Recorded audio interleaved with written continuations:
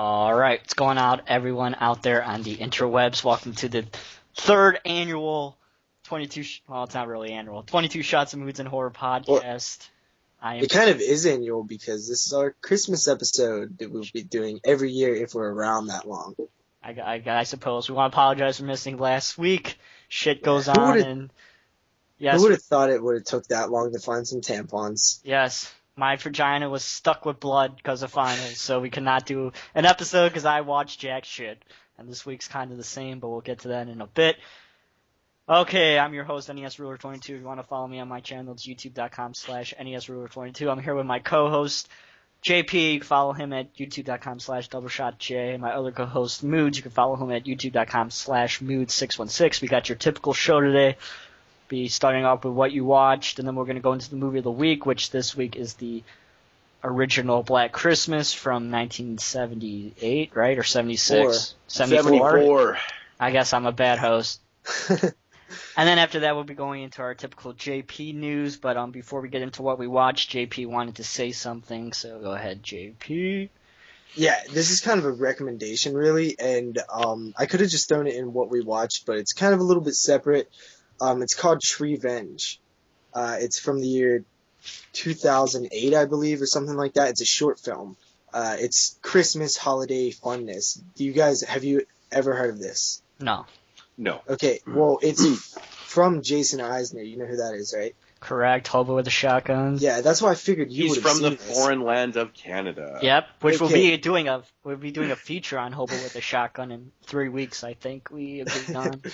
Yeah, so Treevenge, dude. I highly recommend anybody check this thing out. It's a short film. I watch it every year pretty much now. I seen it 2 or 3 years ago. It's a really interesting short film. Okay, it opens with the theme from Cannibal Holocaust, I believe, and you just see this forest of trees. It's wintertime, and there's these lumberjacks who come in, and these trees are just there, and they just start chopping down these trees, but it's filmed from the point of view of the trees. So in their eyes, it's like these crazy, like, pillaging lumberjacks who are all like laughing and screaming maniacally and chopping them down and killing their babies and stuff. And they're just dragging them out of there, and it's really exaggerated. In their point of view, there's these exaggerated bad guys who are just coming in out of nowhere and killing them. And then they're taking them to like factories and stuff, and it looks like concentration camps and stuff. It resembles that. And then it goes on, and it just has these people like doing the terriblest things to these trees, these Christmas trees. Like they take one of the families, like, picks it up and takes it home, drags it through the house up the steps. It's like banging off of shit, and sticks it in the tree holder and twists the things, and it's just like there's voices. The trees have these like voices, and it's just very, very, very entertaining. It's a great holiday watch. So what you're saying is that it's a very realistic movie. No, so it's funny though, because it's like a revenge film. It's called Treevenge, and since it's in the point of view of these trees, you're actually kind of like, yeah, people are dicks. Look they're just chopping down all these trees and dressing them up and shit, making them fucking, And there's one scene where this dude has like the tree stump, and he's like saws out the middle of it, and he like grabs some like lube, and he's like lubing it up with his fingers, and I'm like, yeah, like a guy's ever gonna actually like try to fuck a tree, but then I actually thought about it for a second, and I was like, that is actually, the sad thing is that's probably happened in history at least once. No better time of year to set a movie about tree revenge at Christmas time. Like that's and dude, and I'm telling you, you guys know how I like when people will kill kids in horror movies, from last week or whatever. They actually do something a little worse, and it's the greatest final shot ever in a short film. Check it out. You guys can check it out. Google it. Moodz, I know you would love it. Jeremy, I'm pretty sure you would love it. I want everybody to see this. This thing needs to be seen. Yeah. Google, don't watch the YouTube version. It's very bad quality. Google Treevenge, and it'll be the whole short film in HD will be on Vimeo.com or whatever. Yeah. And yeah. That sounds pretty dope. I'll definitely have to watch that later. Yeah, That it's sounds actually super really, interesting. really well done too. How it's like the point of view of the trees. It's pretty cool. That sounds really fucking awesome. I'll have to watch that. Yeah, so thank you, JP. I think after what we, start with our intro, in a little bit we're going to be doing a segment called Moodz Corner. We haven't really talked about that very much yet, but it's something that we want to do, give Moodz a little bit of a segment to talk about bullshit or whatever he wants to talk about. So that will be coming soon right after the intro, so we just don't go straight into what we watched. So I Yeah, guess I'm working on it right now. Hopefully by next week I'll have some stuff all lined up. I've been just really busy, and I haven't really been able to fully focus on it, and I don't want to half-ass it, so hopefully by next week. I have a lot of time this week that I can work on it, so I think that's, look out for the Moodz Corner. I'm pretty certain that everybody has been having a rough time this holiday season. Yes, this week has been rough for all three of us, pretty much. Yeah, Moodz has gotten shat on about 2 times. That's not being fake. That's actually happened. So Literally covered in shit twice. Has covered in shit twice. And I've been fucked with finals and stuff like that. But so yeah. So I guess we'll get into what we watch. So I only have one movie in my pick of the week because I'm a loser and I had finals and shit, so I didn't get to watch anything. But next week will be different. So JP, if you want to start this off, go ahead, please. Okay, well, I guess I'll start off with a film from 2012. It's called Grabbers. It is, I believe, Irish. I believe it was just released on DVD in 2013, here in the U.S. at least.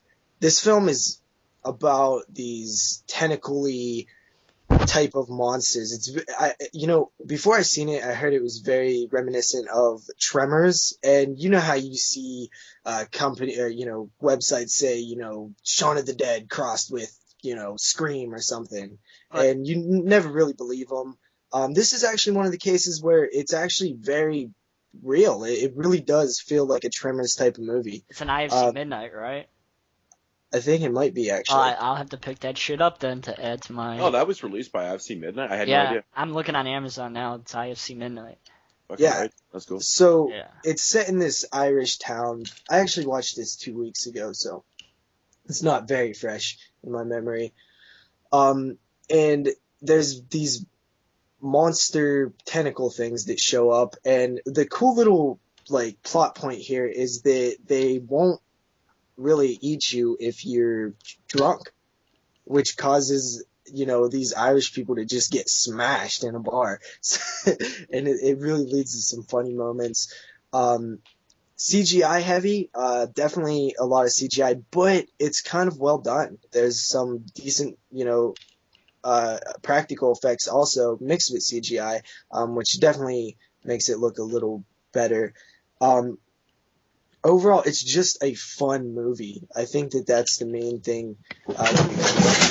What the fuck? Is that you, JP? Sorry about that. My dog just fell off the bed. I actually thought that was me at first because I sat back down on the couch and also off a bunch of stuff. Weird timing. Yeah, my bad. But no going back now. So you might as well keep going. Yeah. Okay, so Grabbers. It's really fun. It's just a blast, really. There's some cool moments where these fucking grabber things just grab people and fucking throw them through the air and stuff. A lot of, the Irish drunken stereotypes is just super funny. Yeah, that's basically it. I'd probably give that film a 7 out of 10. Yeah, when I first heard about this one, I was intrigued by it. I want to check it out. Yeah, it looks like it's right up my alley. It looks cheesy, fun, and just one of those films that you just want to throw on and have a good time with. I love films like that. I should grab that by February when it goes down to my cheapo $1.50 price. It's a good example of a film that is just fun. And I guarantee you it'd be fun to, even though they're getting smashed in a movie, I think it'd be fun to get smashed and watch it with a group of friends or something. It's pretty cool. Cool. All right, Moodz, go ahead, because I only have one movie. So. Okay, I watched a movie called The Barrio Tales. I think it's how you pronounce it, Barrio Tales or Barrio Tales. It was released in 2012. It is an anthology film. I believe it is actually. It's all set in Mexico. I don't know if it's directed by a Mexican, but no, I don't think so. But anyways, it's all set in Mexico. And basically what it is, it's about these two guys that cross the border, I think into Tijuana or something like that, from San Diego or whatnot. And they're down there waiting for this dude to show up to, so they can buy some weed off him and stuff.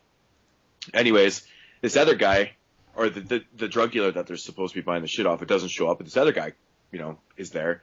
And he's like, well, fuck, come over and hang out for a minute and wait for this dude to show up and stuff. And this guy starts telling them, these two guys, some fucking stories. And basically, the first story is about. Actually, the first story is really not that great. It's about these rich kids that are left in their mansion by themselves. The parents go to Europe for like fucking all left summer. In their mansion. They're just left in their mansion by themselves. They're in their like late teens or whatever, but the parents take off to like Europe for like 2 months and just like leave the kids in this house by themselves. So anyways, they're all spoiled rich brats and they're acting like it too. They're just fucking ignorant, man. It was pissing me off watching it. They were being so fucking rude. And it doesn't happen very often. I'm watching films, but anyways, what had happened was, so these kids are left at this place, and the kid that lives there, he wakes up and he notices that there's a new maid in the house. And he's like, who the fuck are you? Right? And she's like, oh, I'm the new maid. And he's like, what happened to the old one? And she's like, I don't know. Anyways, apparently parents didn't fucking say anything to him, right? So, anyways, they start treating her they'd like... have to probably walk down, 10 hallways and 3 doors to get to him in their mansion. Wait, dude, you should see the side. Like, the place that they use in this film is massive. But anyways, so some of the friends come over and they start treating the maid like shit, like, insinuating that they want her to give them blowjobs. And is it like a Goonies maid? No. What is her name? Roberta? I mean, in a way, like, she could barely speak English and stuff, but so they're just treating her like shit and stuff, and then they're partying out back one night, and they accidentally kill her. They didn't try to kill her, but they were fucking with her, and they threw her in this pool, and she hits her head and dies. And these guys are just being fucking dicks. They're trying to cover up the this murder. actually sounds good. Yeah, that sounds pretty good. It's hard to watch because the guys are such assholes. Like, the characters are so unlikable that you just want to punch them through the TV. I'm serious. But anyway, I need to know how to spell this so I can pick it up, or whatever the hell it's called. It is spelt. Here, I'll just look it up. Dude, we can spell it after the show. Fuck you, JP. We're in the middle. You said go with the fucking flow. Anyways, okay. So what happens is, they end up killing this maid, and then they try to cover it up. Spelling bees in the middle of a podcast. Yeah, but there's you're the one who can't spell, so. Okay. Anyways, so can I finish this? Yeah, go ahead. So anyways, she dies, and basically what happens is her mother, or is it her grandma? I can't quite remember. But anyway, she kind of feels that her daughter or granddaughter, whatever, dies, and she basically comes back to, she kind of inherits that fucking feeling or whatever, and then she basically comes back and does something about it and stuff, right? Like that. It's just one of those. It's one of those stories. That came up. It sounded fun until it's just that thing that I don't like. I don't like how that story went, but at least from the sound of it. Yeah, it honestly wasn't really that great. As soon as they show like this, the grandma or whatever, she's kind of she almost looks like a witch in a way, kind of inherits that pain that her daughter, whatever, went through. And then she goes back for revenge. It's not that great. I wasn't very impressed. So I was like, oh, this anthology is going to be quite shitty. And then it jumps into the second story. It's called Uncle Tio's Taco Truck. And it's about this guy that runs this taco truck. It's like one of those mobile fucking eateries. And eateries. Basically, food trucks. They're called trucks. Here in the States. Same thing. What are they called? Food trucks. Food trucks. Yeah. Oh. But anyways, well. So it's taking place in like this little city or whatnot, and there's been a bunch of kids going missing and shit like that, and you hear on the news somebody went missing, this kid went missing and shit like that, cops no leads, blah blah blah. But anyways, Uncle Tio was like this really nice guy. He always gives people free tacos and burritos and stuff, like his regular customers and shit like that. Little kid, come get this taco. Is this like We Screamed for Ice Cream, the Master of Horrors episode? In a way, kind of, yeah. And then basically what he is doing, but it turns out that he is actually the guy abducting kids and killing them and grinding them up into meat, and he's feeding people, the missing children is basically what he's doing. It's Right? like Right up your alley, JP. Killer This kids. is like and Ice Cream burritos. Man, but with with tacos. It really is. And, honestly, the story was actually pretty good. It was pretty gory, I got to say. There was actually some pretty good gore in that segment. And it was just enjoyable. It had a way better feel. The characters were more likable. The killer was fucking awesome. I don't know, man. I always wondered about when people trick people into eating, like humans. Would you notice? Like, you think if somebody gave you a human taco, you think you'd notice? You haven't seen Motel Hell, JP, so you don't. Yeah, I have. Oh, you have seen Motel Hell? Yeah, I own it. Honestly, I mean, if you're expecting beef, I mean, I'm assuming human tastes different than beef, so I don't know, man. I think I would notice the difference, but I wouldn't assume it was fucking human. I mean, what who about would though? the episode of Tales from the Crypt with Meatloaf? Yeah. Yeah. So, What about anyways, the third segment? So that story was actually really cool, and then the third segment was called El Monstro, and basically what this is, these two guys, they're kind of like almost like rednecks. They see a bunch of Mexicans crossing the border into America, so they basically ask them if they need some help. They jump in the truck and stuff like that, and these Mexicans think that they're these guys are good Americans. They're going to help us out and shit like that. Good Americans. It's totally what you think it's going to be. These guys turn out to be bad. They basically just fucking kidnapped like 20, not even 20. I think it's like 12 fucking Mexicans. And then they start torturing them. They start torturing the Mexicans and killing them and stuff like that. Yeah, it's just, it turns into like some backwoods, like torture fucking shit like that. But anyways, one of the guys that is getting tortured, one of the Mexicans, I guess the leader of the pack or whatever, yeah, he gets out and he calls his cousins, and his cousins are like these gangster dudes, and they show up in this place like all gangstered out with guns. This movie and stuff. sounds so fucking awesome. I know. And anyways, and then shit goes fucking crazy from there, but they kind of get their revenge on these backwoods redneck hillbillies and shit. But overall, after the first story was done, I was like, fuck, I don't know about this. But the last two stories did save it. If I had to rate the whole film as a whole, I mean, there is a wraparound story, by the way. I won't even get into the wraparound story because I can't say anything about it without giving it away. If you guys want to watch this, check it out for yourself. I give it about 5. Like overall, I give it about 6.5, just because, the first story really did kind of. Well, that brings up a question that I always kind of contemplated to myself, but I never spoke on it. And if you was making an anthology, say you produced an anthology and it's done, and one of your segments kind of sucks, how do you order it? Do you put it at the end because put your stronger segments first so it hooks them and by the end they're already there? Or do you do what this film does and put the worst segment first? Well, that raises an interesting question because I personally really love Creepshow 2, but I find the first story in Creepshow 2 to be the worst one, right? It doesn't start off very well, but I think the other stories really save that anthology film. In my opinion. I actually I kind of like the first story, the second best, actually. I don't dislike it. It's my least favorite one. Yeah. I think the other stories are just stronger, in my opinion. But I mean, that's a good example of an anthology that does, in my opinion, of course, has the weakest. So does Creepshow 1. Creepshow 1, the first story is the worst one, in my opinion. Yeah, I can see that. Yeah. So I mean, I guess so. But maybe it just works. You put the weakest one in the beginning and go from there. Yeah, I guess so. What do you think, Jeremy? What would you do? I don't know. I mean, you don't want to have a bad taste in the movie. I think you should put it second in between two good ones. I actually, I think setting the mood, because I was almost at the point after watching the first story in Barrio Tales that I was actually willing to shut it off because I really hated the story. I thought it was really poorly done, but it was the fucking characters, dude. Like the shit that they were saying, they were just all rich and just, they were born with a silver spoon in their ass. They were born with a silver spoon in their butt, right? So, it was annoying, but the other story saved it. But, yeah, so 6.5, whatever. It was pretty decent. JP, got another one? Okay, so I watched State of Emergency from the year 2011. I have that movie. I haven't watched it though. It's a zombie movie. It starts off good enough. It's definitely low budget. this guy is just chilling out with his wife when the zombie apocalypse happens.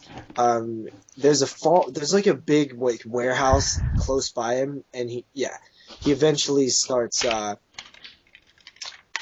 He finds out that there's somebody else there. They call him over, and he joins up with them. And it's kind of a slow burn zombie film from there. There's not a whole lot of zombie action. It's more about the characters, which I am 100% for in most zombie films, because I think that that's really what makes a zombie film successful. I know me and you talked about this before, Moodz, but some of the greatest zombie films are the ones that have great, stories involving the characters and their personalities and how they're bouncing off of each other with, their different, human beings are very different. And when you have different people in a stressful situation like that, it makes it for a great movie. And this is just not like that. There's four people, and they just are not. There's nothing really there for them to. I don't buy their relationships really, and there's the guy, our main character, and then there's his the guy that he met, his wife, and then there's like the hot chick, which that's being very private. She doesn't want anybody to talk to her, and she's just chilling out in the corner. And then of course there's the scene where he befriends her and this and that, and it's just kind of dull after that. It has a cool setup, and at first you think it might be a gem, but it's really not. There is some interesting scenes involving like when they're taking out some zombies. It's kind of like a first-person shooter look to it. Some CGI there, but it was kind of cool. But other than that, it's really just not a fun movie. I give it a 4.5 out of 10. Cool. I haven't seen that one. I just picked it up not that long ago. Yeah, I mean, getting back to the whole, the zombie films that have the, where the films are more about the characters and stuff. I think it's because you don't necessarily have to relate to characters to be fully engulfed in a film, but it really does help, though, right? It does help. So, but I don't think you necessarily have to like people. I honestly don't think you really have to care about them either to like a film. I just think that at least they have to be at least interesting. Like, you don't have to like them or care about them, but they have to be interesting. Yeah. Mm-hmm. Okay. Mm-hmm. Yeah. So. I mean, I would probably skip that one. Jeremy, I would watch it since you own it, but it's kind of felt like it was a bit too long also. Well, I buy a whole bunch of shit I never watch, so. Honestly, this past week, where I've been watching a lot of films, I found that the ones that are really getting on my nerves and I'm really not liking, they also happen to be the ones that are, over 90 minutes long. Yeah. Mm-hmm. Yeah, I totally feel that too, man. I mean, I watched so many movies, and at the end of the day, I'm like, that movie was like at least 10 to 15 minutes too long. Like, how many times do you find yourself saying that? A lot. Like 4 or 5 times this week. I know, it's just crazy how many times that happens. So is that it for State of Emergency? Yeah, that's pretty much it. It's okay. Yeah, I watched a movie called Crowsnest from 2012. Oh, I was gonna pick that one for one of my ones that I watched. That's IFC Midnight, right? I think it may have been released by them. Yep. I'm not actually 100% sure. Yeah, it is. But anyways, it is from the foreign land of Canada. Yep. I think this movie was actually filmed around me. I think it's actually filmed in BC where I live. But anyways, it's basically about a group of early 20, kind of mid 20s or whatever.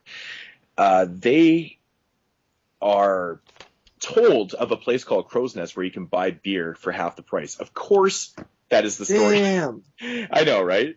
And of course, it's being from Canada too. That just makes all the sense in the world.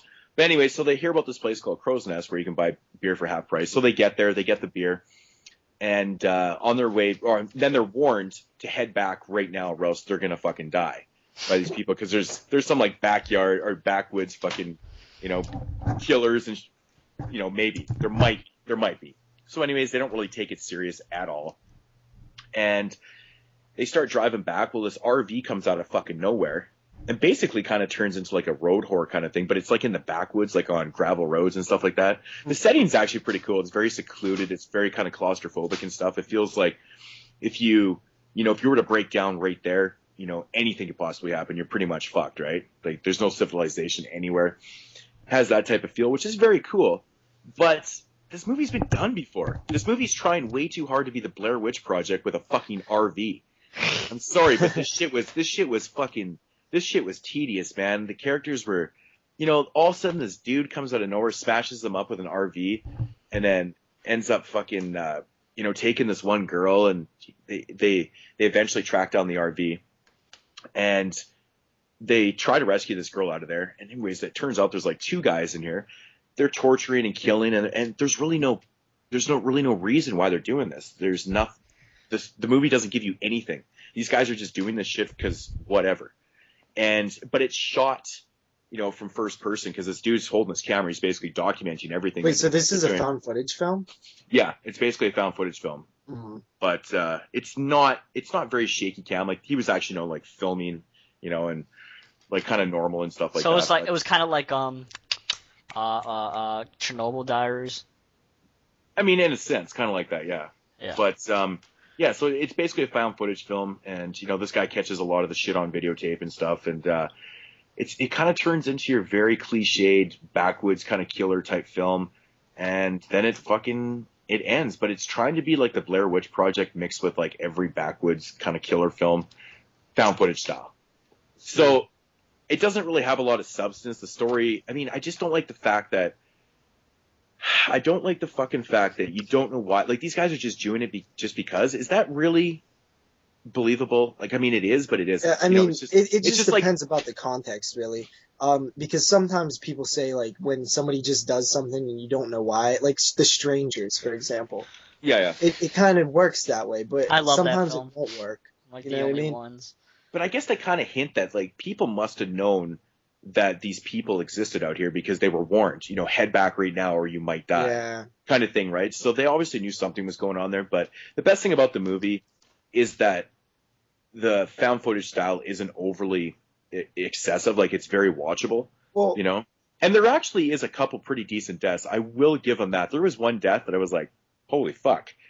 So, it gets a plus. But honestly, it's very predictable for one thing. I totally predicted like the second half of the movie. I knew exactly what was going to happen, which was very disappointing. I don't know your opinion on found footage in general. Would you care to share that real quick? We talked about this. I like found footage films. I mean, there's a lot that I dislike, but it maybe not just because they were found footage, maybe just because they were shitty films. That's kind of my thing with it. I don't mind found footage. I actually like it when it's done right. But yeah, I guess we did kind of talk about that when we talked about Friday the 13th, but yeah, I mean, I hate, what do you feel about when they say like this film, in 1994, this happened and they try to play it as true? Does that bug you? Because I know it bugs a lot of people when found footage starts out like this was their footage and we found it. Yeah. It bugs me to a point, but at the same time, it's an angle that worked at one time, and I think they just keep using it. I think it's just overused. I think that's honestly, it's just overused. Does the fact that they have that opening monologue in Texas Chainsaw make it a worse film? Does it make it less good? It doesn't bug me at all. I'm like, yeah, that's their angle they're using. I know that it's not true. That he knows that it's not true. Why get bent out of shape about it? Yeah. Yeah. I don't know. So overall, Crowsnest, man, I really did like the setting. It did have a couple decent kills. It's not overly gory. It's kind of mediocrely acted, I guess. It's nothing too bad, nothing too great or anything. I give it just it's one of those films that I would loosely recommend. It's right on the bubble. It's like a 5.5 kind of thing, right? Some people might get enjoyment out of it. It's a found footage film with a very kind of generic story. So it is what it is, right? That's what you're getting. That's what you're getting out of it. So I don't know. It was decent. I didn't hate it though. I hate movies that are so predictable. Yeah. That was kind of the biggest downfall to the film. It wasn't even that it was poorly made. Very low budget, obviously. Found footage films are generally really low budget. But yeah, just predictability is a big fucking thing, though. Just can't get past it. So USPS is shipping on Sundays now on Amazon. Interesting. Okay. that was completely out of News left with field. Jeremy. Well, we're talking. Well, I don't know. That's Jeremy's quick hit news segment. USPS is delivering on Sundays on Amazon. There you go. That's all. Let's go back to JP. Okay, so the next one is a film that both me and Moodz watched recently, and it's called ABCs of Death from the year 2012. So yeah, this film, as me and Moodz kind of talked about it a bit, technically this film is kind of a bit of a failure in the way of how good it is. I think that the concept of it is so awesome that we're willing to forgive a little bit more than. I totally. I think the idea of the ABCs of Death is brilliant. 26 segments done by 26 different directors, and all based on the 26 letters of an alphabet. Yeah. I like that's this. Brilliant. How did nobody think of that before? It really is a cool idea. Yeah, really cool. It is. It really is. But when it all came down to, I actually even have the letters listed. The segments that I liked, because there's 26 segments. I ended up liking 12 of 26, so there was 14 that I didn't like. Theoretically, that's a fail. But there was a couple of segments on here that I enjoyed enough that I would loosely recommend. I love Jason Els or whatever however the hell you pronounce his last name. Fucking skit. Which one did he do? I think he did one of the ending skits. He did. It's the one with the gym teacher. He did the one with the gym. Oh yeah. Okay. Yeah, we'll get to that segment in a minute, but I literally gagged my guts out watching that fucking segment.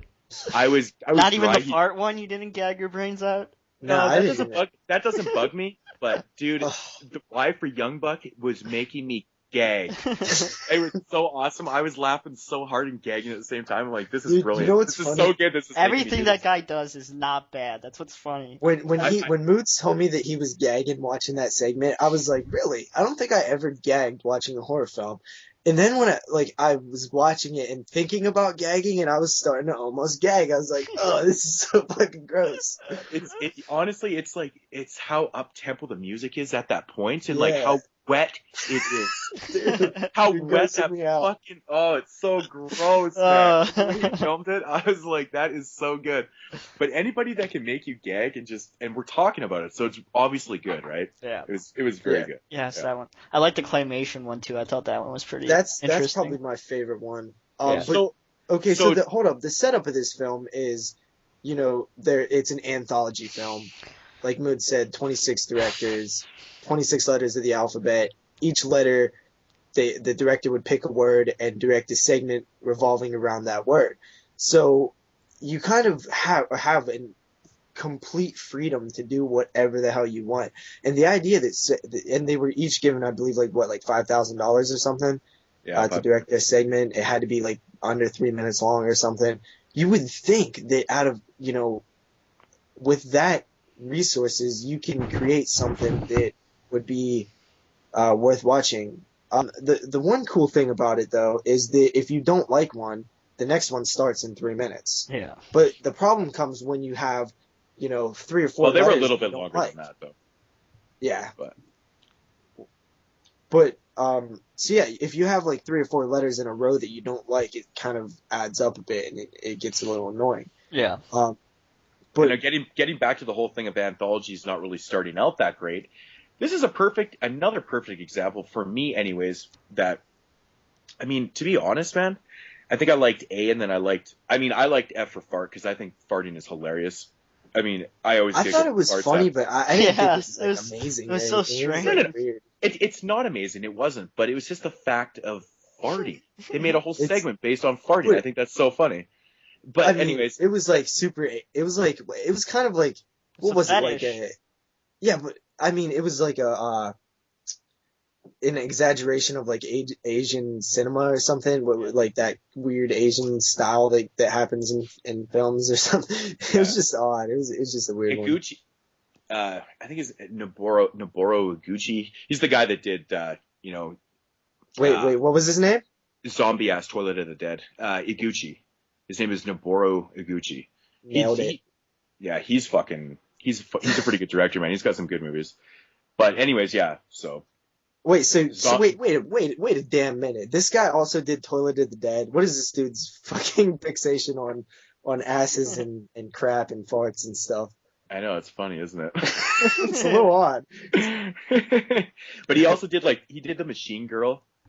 He did Robo Geisha, I believe, also. Dead Sushi, which is another fucking fun movie. I haven't seen any of that.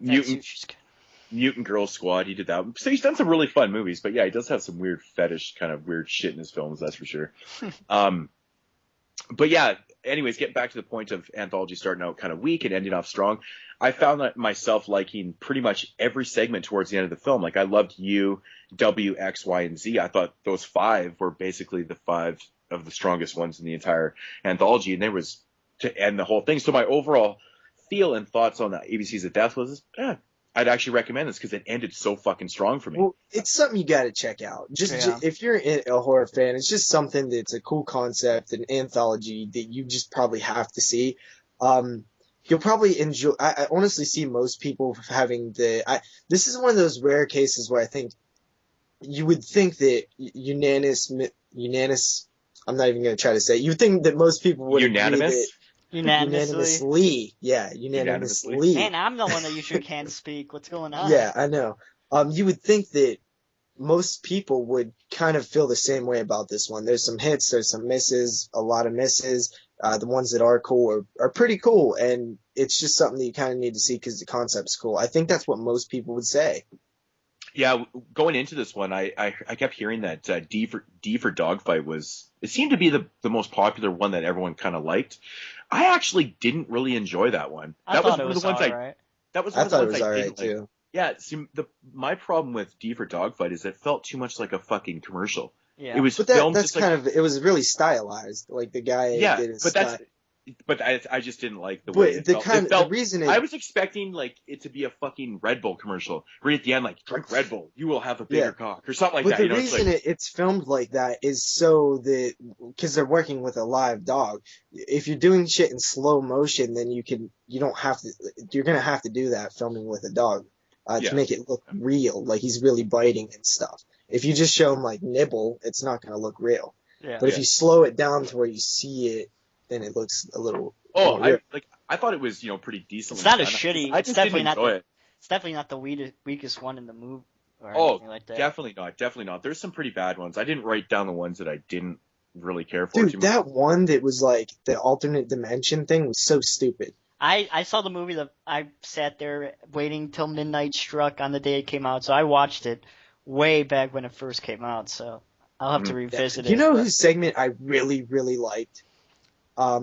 Just because how simple, short, and just the ending was kind of a shock, I guess. I don't know.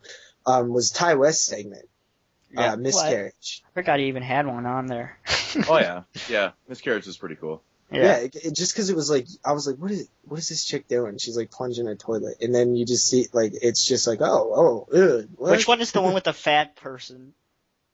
Dude, that right? one's I forgot about one of the that best segments, dude. It's so weird. It's just that one. Fucking.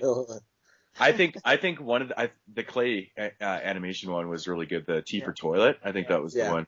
Yeah. The end of that, man, I literally was crying laughing. I was laughing so fucking hard. Okay, so you just have the way it ended was so funny. you have a handful of segments where you're that one was cool, but the problem comes when you have a lot of segments that I can't even remember. I can't even, they don't even stick with you at all. Dude, how about Z though? The very end one, or Z or Z, or however you guys want to say that shit. I thought that one was fucking crazy, dude. Just the series of I don't know, man. It was just such a weird segment. I don't even know how to describe it. They were shooting things out of their vaginas. They were they're naked sword fighting. There was so much weird shit going on in that. I thought it was a fucking blast. Yeah. Such a good segment, man. This is a concept though that I think can live on and I really think has unlimited potential, and especially if you start getting some big names involved, I mean, it seems like this would be a concept where everybody would just be yeah, sure, I'll do it, $5,000, and then I record I film a short segment. It doesn't seem like it'd be very time consuming, and it seems like you could get like the Adam Greens and the Soska sisters and the you know, Jason Eisners or whatever of the world, and get them involved and have some cool stuff. I think Adam Green was actually supposed to be involved in the second one, but had some other shit going on. So how many letters are up for grabs? Because remember they had the competition for, was It's it just one letter? Just Okay. one letter. Yeah. But I would totally love to see this continue and see it. And dude, it's pretty damn cheap to film, and I guarantee you it made money. Yeah. Oh, it definitely did well, I think. I mean, I know people that watch the film that aren't even really big horror fans. It's Magnet they're releasing, they're right? seeking it out. Yeah. Okay. Magnet hit gold on that one, I could say that. I have the limited edition book. Yeah. You know, the one that was limited to 666 copies. That's a really cool. Yeah, that's a cool addition. Very cool. I think we should probably move on. Yeah, we've been talking about this for like 25 minutes. I would probably give it a 6 out of 10 though. What would you guys rate it? I give it a 7. 7. I gave it 5.5. Initially, my rating was a 7, and then Moodz was like, "Really, a 7?" Like, I would probably rate it like this, and then I was thinking, like, you know Who gives what? a fuck what Mood says? But no, he kind of had a good point. I was like, you know what? Everybody does. I think that I want to like it more than I actually do like it. I think that it's one of those cases where I think the concept's so awesome that I want to like it more than I actually do. Yeah. So I had to drop my rating to a 6. All right. Okay, Moodz, your turn. Okay, actually, a movie I just finished watching, I don't know, a little bit ago. The newly released Scream Factory edition of The Beast Within. Scream Factory, yay! We need, every time we say Scream Factory, we need to have some kind of like fucking awesome clapping, plug or whatever. Yeah. Great. And I was mentioning earlier for the people that, you know, follow my channel and stuff, you know, I do the 52 Horrific Weeks 1981 series.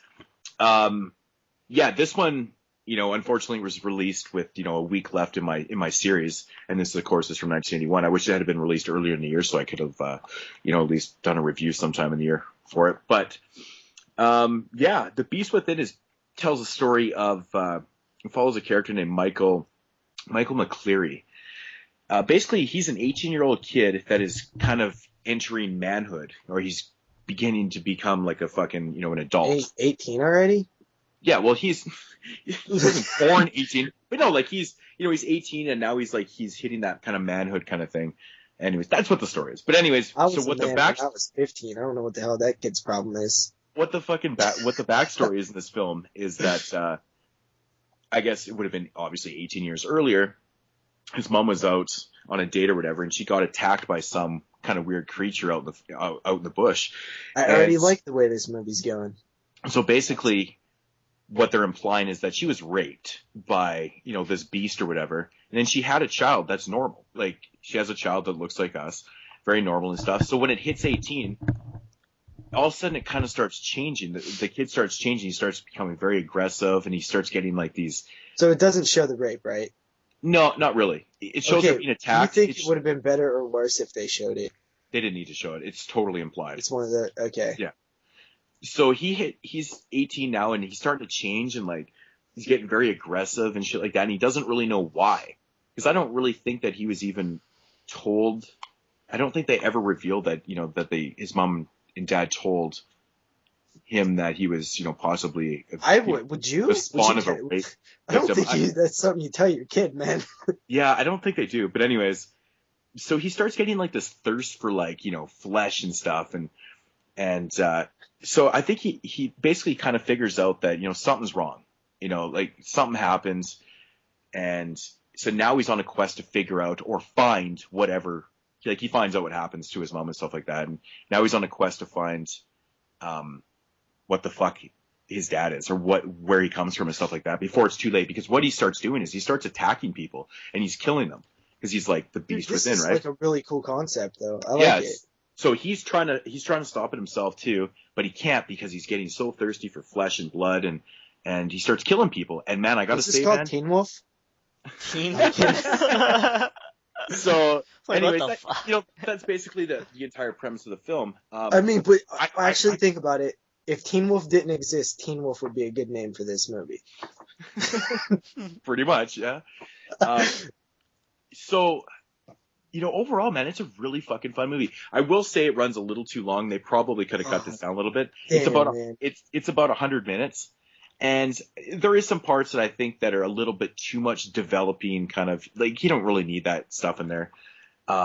So it runs a little long, but it's not like too bad. I'm not taking too much away from it, but the kills are good. The gore is really fucking well done in this. Like, there's not a crazy body count in this movie, but when the kills happen, you're like, damn, that's awesome. I won't say, but there's a really good decapitation in this film that like totally, I even paused it, rewound it, and made my wife watch it. She's like, oh, damn. She's like, damn, that's pretty good. That's awesome, man. So, well, first of all, you don't have to sell me on picking up a Scream Factory release because I'm already going to get it. But if I wasn't going to get it, you sold me on it now. Yeah, that sounded pretty good. And I will say, yeah, Scream Factory's release, the PQ on this, very well done. They did a really good job with this. It's very clear. It looks exactly how it should look. It looks fucking awesome. And the other cool thing I didn't know when I picked this up is that it has reversible cover art, and it's not a special edition or anything. So that's cool. Crawl Space is the same way you said, right? Yeah, Crawl Space, the new released Scream Factory is. Is there any other titles that have that? I think does the TerraVision one have reversible art? No, it has art in the inside, but it's not reversible cover art. Okay. Yeah, so there's a lot that have art inside, but not the full reversible cover art. Dude, it's 47-11 in this football game. Damn, Chicago's getting their butts kicked. But anyway, fuck you. I highly recommend The Beast Within. I think it's a really fun movie. I'd probably give it a solid 7.5 out of 10. I mean, the kills alone, man, were fantastic. I was really impressed with the gore in this film. It even says right on the top of the thing, I just realized, this motion picture contains scenes of graphic violence and violent horror. I love violence. Yeah. Sounds but it's good. just well done. Oh yeah, and I didn't touch on it. There's a transformation scene in this film that goes on, I swear, for wait, is this a werewolf film? I mean, I guess that's kind of, they never really say the word werewolf at all. But is the thing a werewolf? Pretty much, yeah. So there's a transformation scene towards the end of the film that is really long. Like, it must have went on for 4 minutes. I mean, that's a lot of time in film. Wow. It just keeps changing. And the effects are like from 1981, I mean, it's not like fucking American Werewolf in London kind of effects, but the effects are awesome. I really enjoyed them. They're kind of just out there, and so it was fun. Is this the fourth werewolf film from 81? Yeah. So it would be, ironically enough, I have one sitting right here. Wolfen. The Howling. An American Werewolf in London and The Beast Within, basically, I guess, is kind of implied that it's a werewolf film. So there's actually, instead of the big 3 of 81, it's kind of could be the big 4. Yeah, this is fun. I highly recommend this. Very cool film. Okay. Is it my turn again? Mm-hmm. Okay, so I watched Silent Night, Deadly Night for the first time. Nice. It's pretty damn awesome. I shall be reviewing that on Friday on Body Bag, so. Dude, Silent Night, Deadly Night is so fucking awesome. It's honestly probably it's up there in my top slashes of all time now. I really did like it a lot. I recently did a review of this on my Christmas series. Okay, yeah. So Silent Night, Deadly Night, we're following a young kid named Billy, I believe, who is with his mother and father. They're driving during Christmassy night, and there's a little bit of a scene where they show this dickhead Santa Claus like killing people, robbing stores and stuff. So they run into this Santa Claus, and the Santa Claus basically murders his family, and it's pretty fucked up, and you can see how it might, mess up your head a little bit. So we follow Billy. You know what's interesting about this? We kind of follow him through, it's like, 3 years later and then 10 years later. It does it twice, and you normally don't see that, which is pretty cool.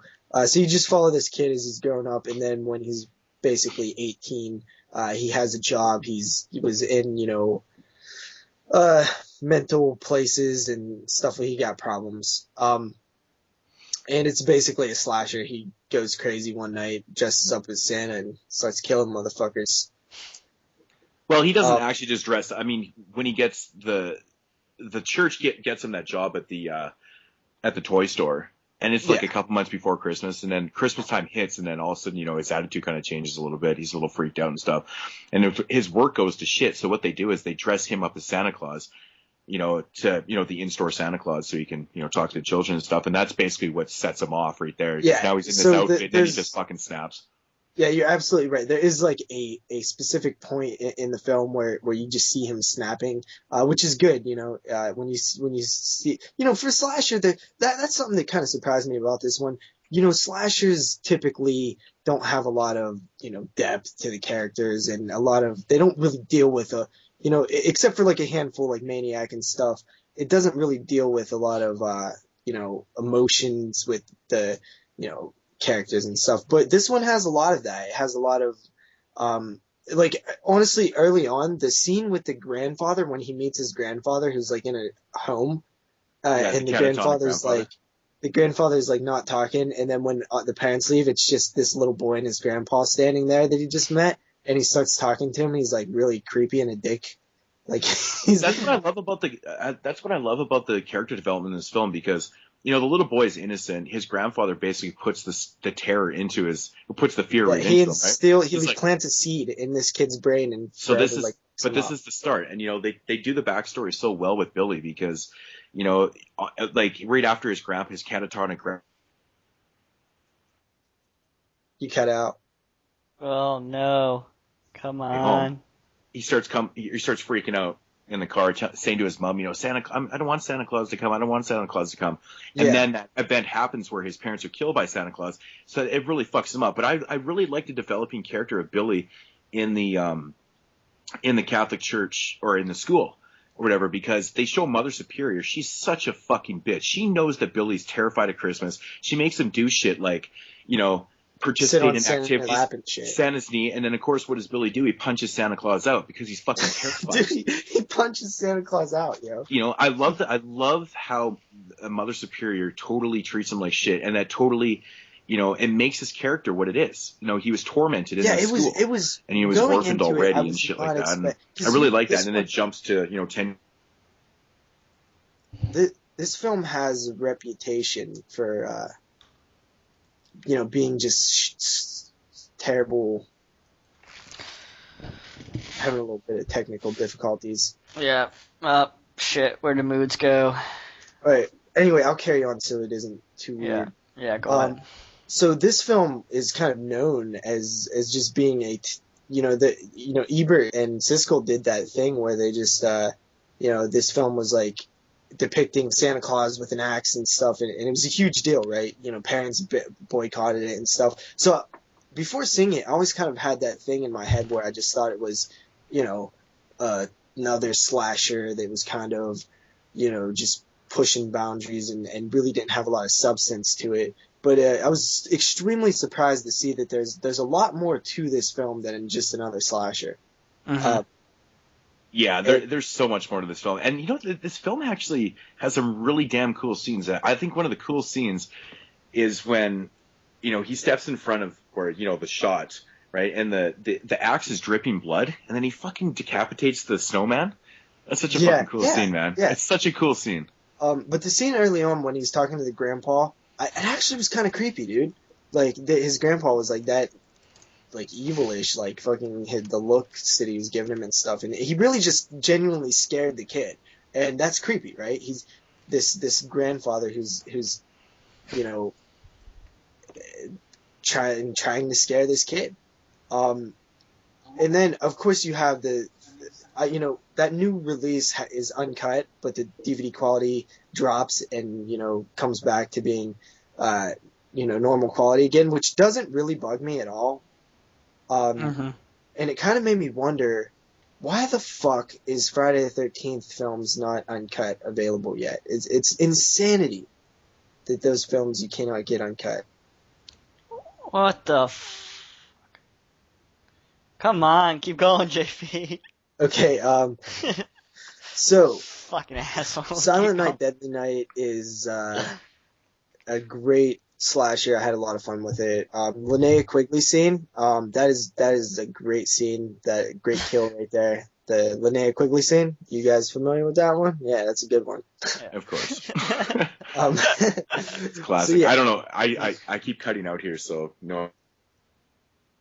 I was not expecting Silent Night, Deadly Night to be that good of a film. That good of a slasher, basically. So yeah, I gave it a 8 out of 10. It's fantastic. Okay. Who's going next? Me? I only have one film, so. Well, dude, actually, we can probably split this into 2 parts and edit it together if you want to take a break and figure out this technical stuff. No, Moodz, are you still there? Yeah, I'm still here. I just right. don't know. I don't know what the hell's going on. All right, let's just keep going. Is it freezing up on your end for me? Yeah, it's bad. Only for you, though. Yeah, it's weird, man. I don't know what's going on. Like, he was working fine, and all of a sudden it just kind of shit the bed. All right, let's keep going. All right, you got another movie, Moodz? Yes, I do. Okay. We apologize, everybody. This is bad, but we Who gives a shit? Slow here. Let's keep going. Technical difficulties. I don't even know what the hell is going on. It's weird. Yeah, so I watched a movie called Hold Your Breath. And it is from 2012, I believe, or something like that. I'm just going to look up. Yeah, it's from 2012. And it basically tells a story. It's another one of these group of friends going on a camping trip kind of deal.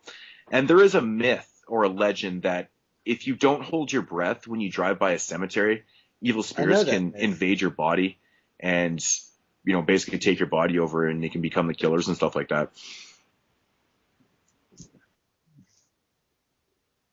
That's it? No.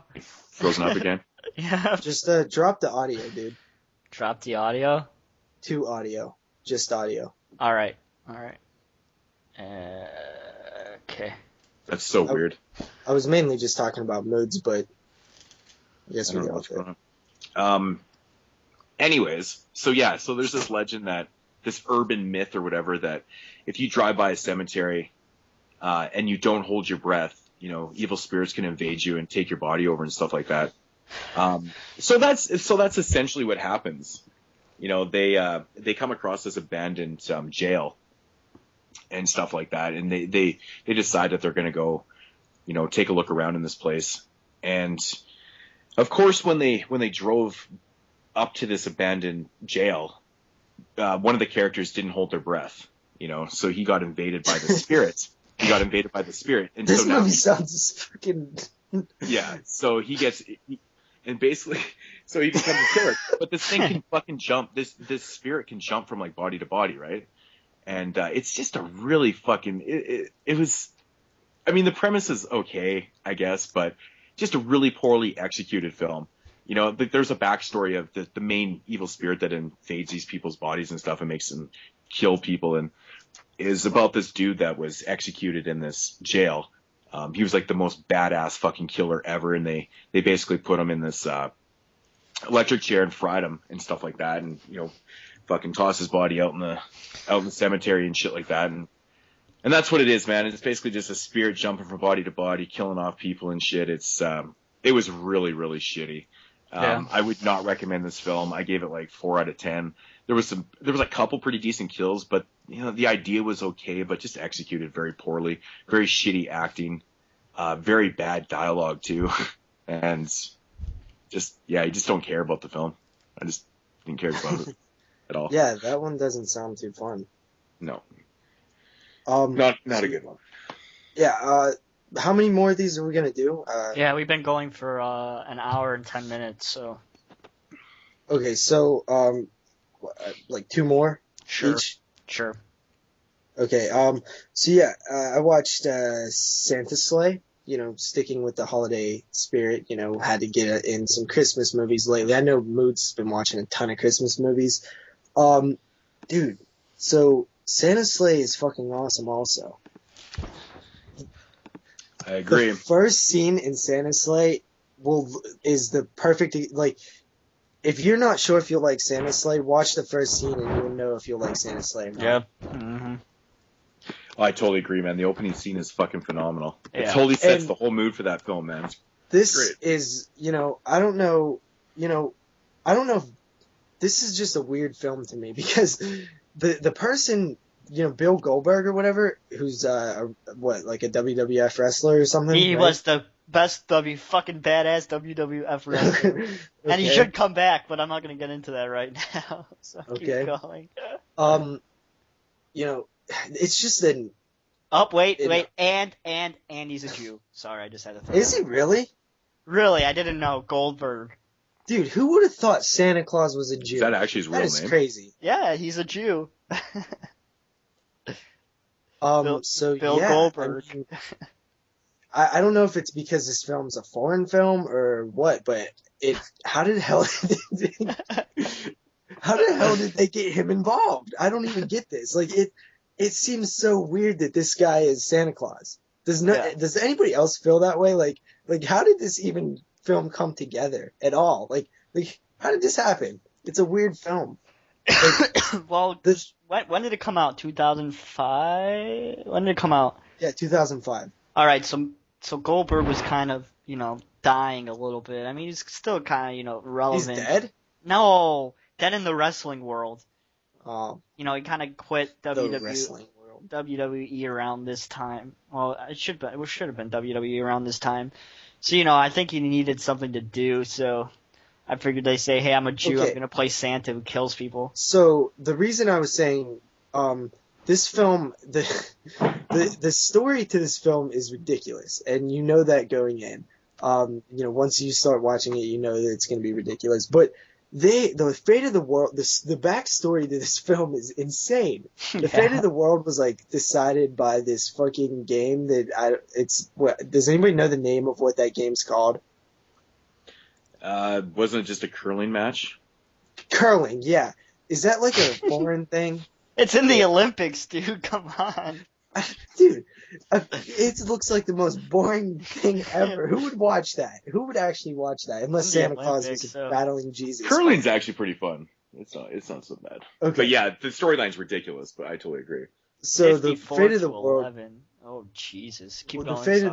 the fate of the world was decided between this God. curling match. Just wrap your head around that for a minute. It's ridiculous. So Santa is fucking pissed off killing people. That's basically the story. I don't know what to say about this one besides it's fucking entertaining as hell. It's so much fun. It really is. Bill Goldberg is fucking awesome. Makes me want to watch some of that wrestling. Yeah, you should watch Goldberg. Goldberg is fucking awesome. They're supposed to be talking about bringing him back for WrestleMania, but that's just a rumor right now. But Let me ask you a question. Why is it that it seems like a lot of horror fans are also wrestling fans?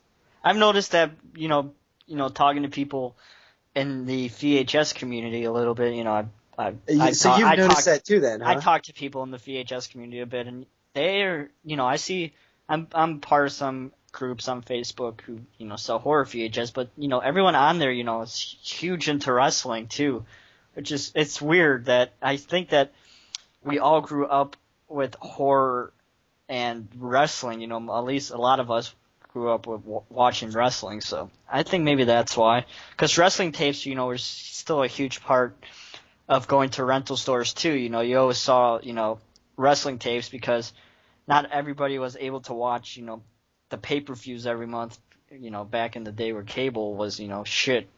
So I think that's really why wrestling and horror is, such a huge two things that are, collected in the same, group of people.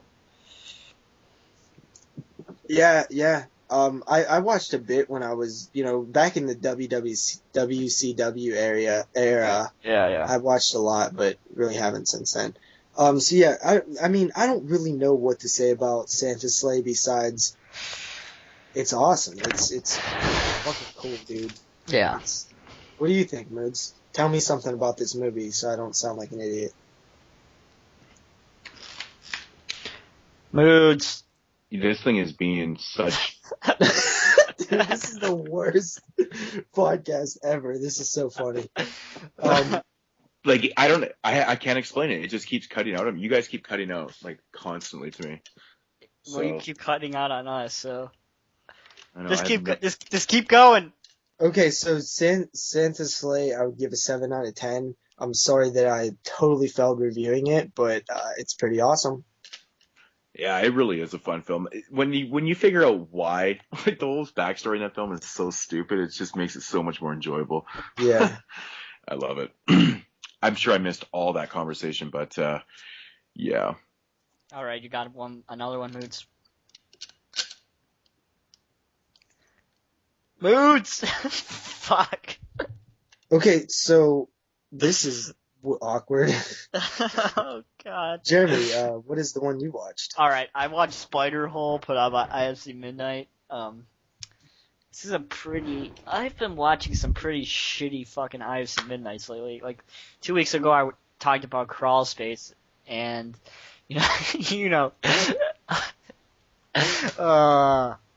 Crawl Space, was a pretty shitty fucking IFC Midnight film that really didn't make any sense. Me explaining it, it seemed like you and Moodz have no idea what the hell I was talking about. And Spiderhole, is kind of the same, on the same boat of shittiness. I think it's a foreign film. Not sure where it was shot, but it's pretty much about these four, I guess you could call them a little bit of a outcasts who, don't like to live with their parents or anything like that. And they go to London and they find this abandoned house, and, they break into this abandoned house and they start to party and all that stuff, and they really don't have anything, with them because I guess they're considered homeless. So they go in this house, they're all happy. Woohoo! We get to live in this house for free. Nobody lives here. All that typical bullshit when people break into houses. So they party, and then they figure out shit starts to go downhill. A couple goes to fuck, and of course one gets knocked off, and your typical haunted, typical spirit movie with people getting knocked off one by one. Very generic, not very good, pretty shitty. So I will give it let's give it a 5 out of 10. So completely an average horror film then. Correct. Very generic. Okay, so Moodz, do you have one yet? If I don't cut out, I think I could probably. I don't know what in the living shit is going on. I'll just do one more after this, and then we'll get to our pick of the weeks. I can't control myself. Okay, I'll do one more here. Yeah, another film I watched this week was called Donner Pass. One Donner, not. Yeah, okay. Donner Pass from 2012. The Donner Party, like the cannibals. Yeah, it's a cannibalism. I got that right. So yeah, it's called Donner Pass from 2012, and of course, yeah, the backstory is about George Donner and a pack of people that he was with. They get stuck in which would become the Donner Pass, and basically what he does is he fucking eats these people, and so the legend has it he kills these people and fucking eats them to stay alive and shit like that, and yeah, so they tell the backstory at the beginning of the film, and then it jumps to the present day, and you've basically got, I think, of 4 or 5 friends. They go out to this dude's cabin. Of course, it's secluded up in the mountains, up in the snowy mountains and shit like that. And they start getting picked off one by one, and they soon come to the realization that it could be somebody that, is associated with George Donner, and maybe passed down these genes of cannibalism and stuff like that. And Just passing my genes down of cannibalism, you know. Because the backstory takes place in like the 1840s, right? And this is in the present day, so it's obviously got like, something to do with, the shit being passed down and stuff. And overall the movie was not really that great, actually. It doesn't sound that great, to be honest, dude. That's plot's stupid. Yeah, it's got this stupid the backstory, whatever, but the backstory is like 150 years old. It's obviously not George Donner doing the killing unless he's supernatural or something like that. How believable can this possibly be? Yeah, it's very generic. The kills are not really that great. The characters make the stupidest decisions ever in the fucking movie. At that point, why not just make it a group of people that are cannibals? Like, why even have the backstory, because it's just going to sound stupid. It's going to come off dumb. He passed down his cannibalistic genes. It's not even so much that. I guess there is kind of a twist. Well, there's a reveal of who's doing this shit and why they're doing it and stuff. And, honestly, the twist wasn't overly bad, but it was very predictable. I figured it out. I figured out what was going on. Yeah, not very enjoyable. I think I ended up giving this movie, I think I ended up giving it like 4 out of 10 or something like that. It was just another shit watch from the past week, so definitely skip that one. Okay, so I'll go to this final one I wanted to talk about before our pick of the weeks, and it's there's 3 films that I was debating on whether or not to put as my pick of the week.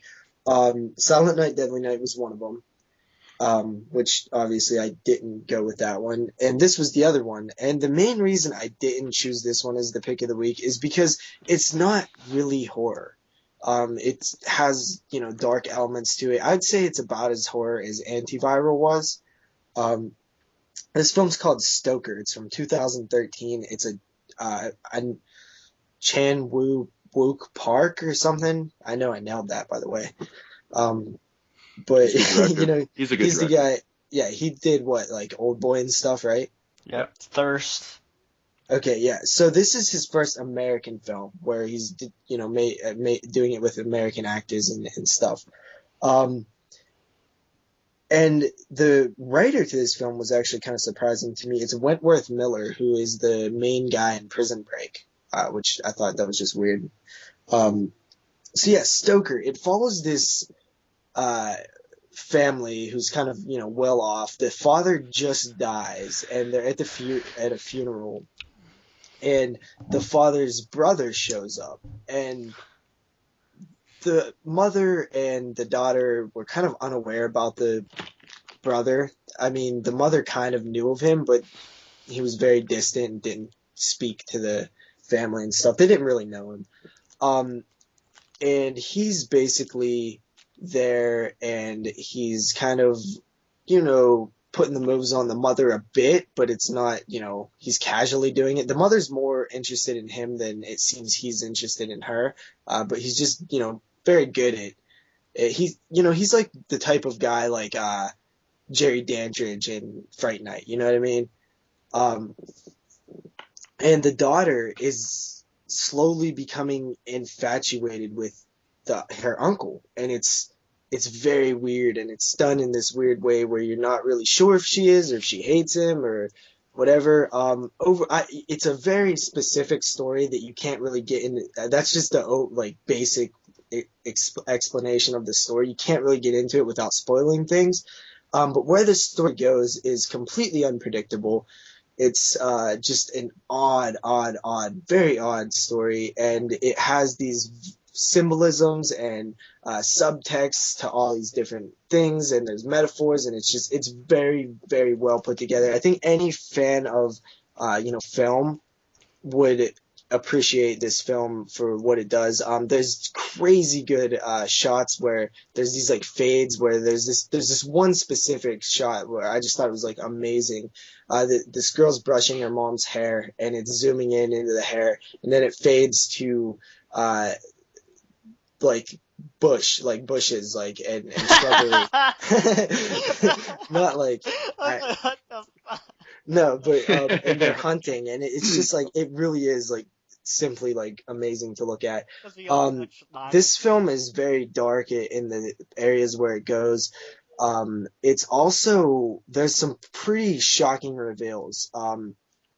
And there's this scene where they're playing piano and stuff, and it's just shot brilliantly. It's such a good movie. It's so weird, and it's not a film that spoon feeds you the plot. You have to, it really leaves you thinking about things, and I'm pretty sure you could take a lot of things in different, you could take a lot of things for different meanings, and there's a lot of conversation to be had about this film post viewing. I highly recommend both of you guys check it out, and I recommend anybody else checks it out. It's one of the best films I've seen this year. Yeah, that was one I missed out seeing with my grandma. I remember seeing the trailer. I was like, fuck, I need to call her to go see that, but I never saw it. Yeah, I was intrigued by this one too. It looked good, but it sounds even better. So yeah, I probably didn't do it justice because I'm not even sure if I could comprehend the film. All right, one more Moodz, and then we have to go pick of the weeks. Gotta move stuff along. Talking for fucking an hour and a half, so. One more. Yeah, I guess I could do this one. Or are we just gonna? I'll do my pick of the week. No. Do one more and then pick of the week. Okay.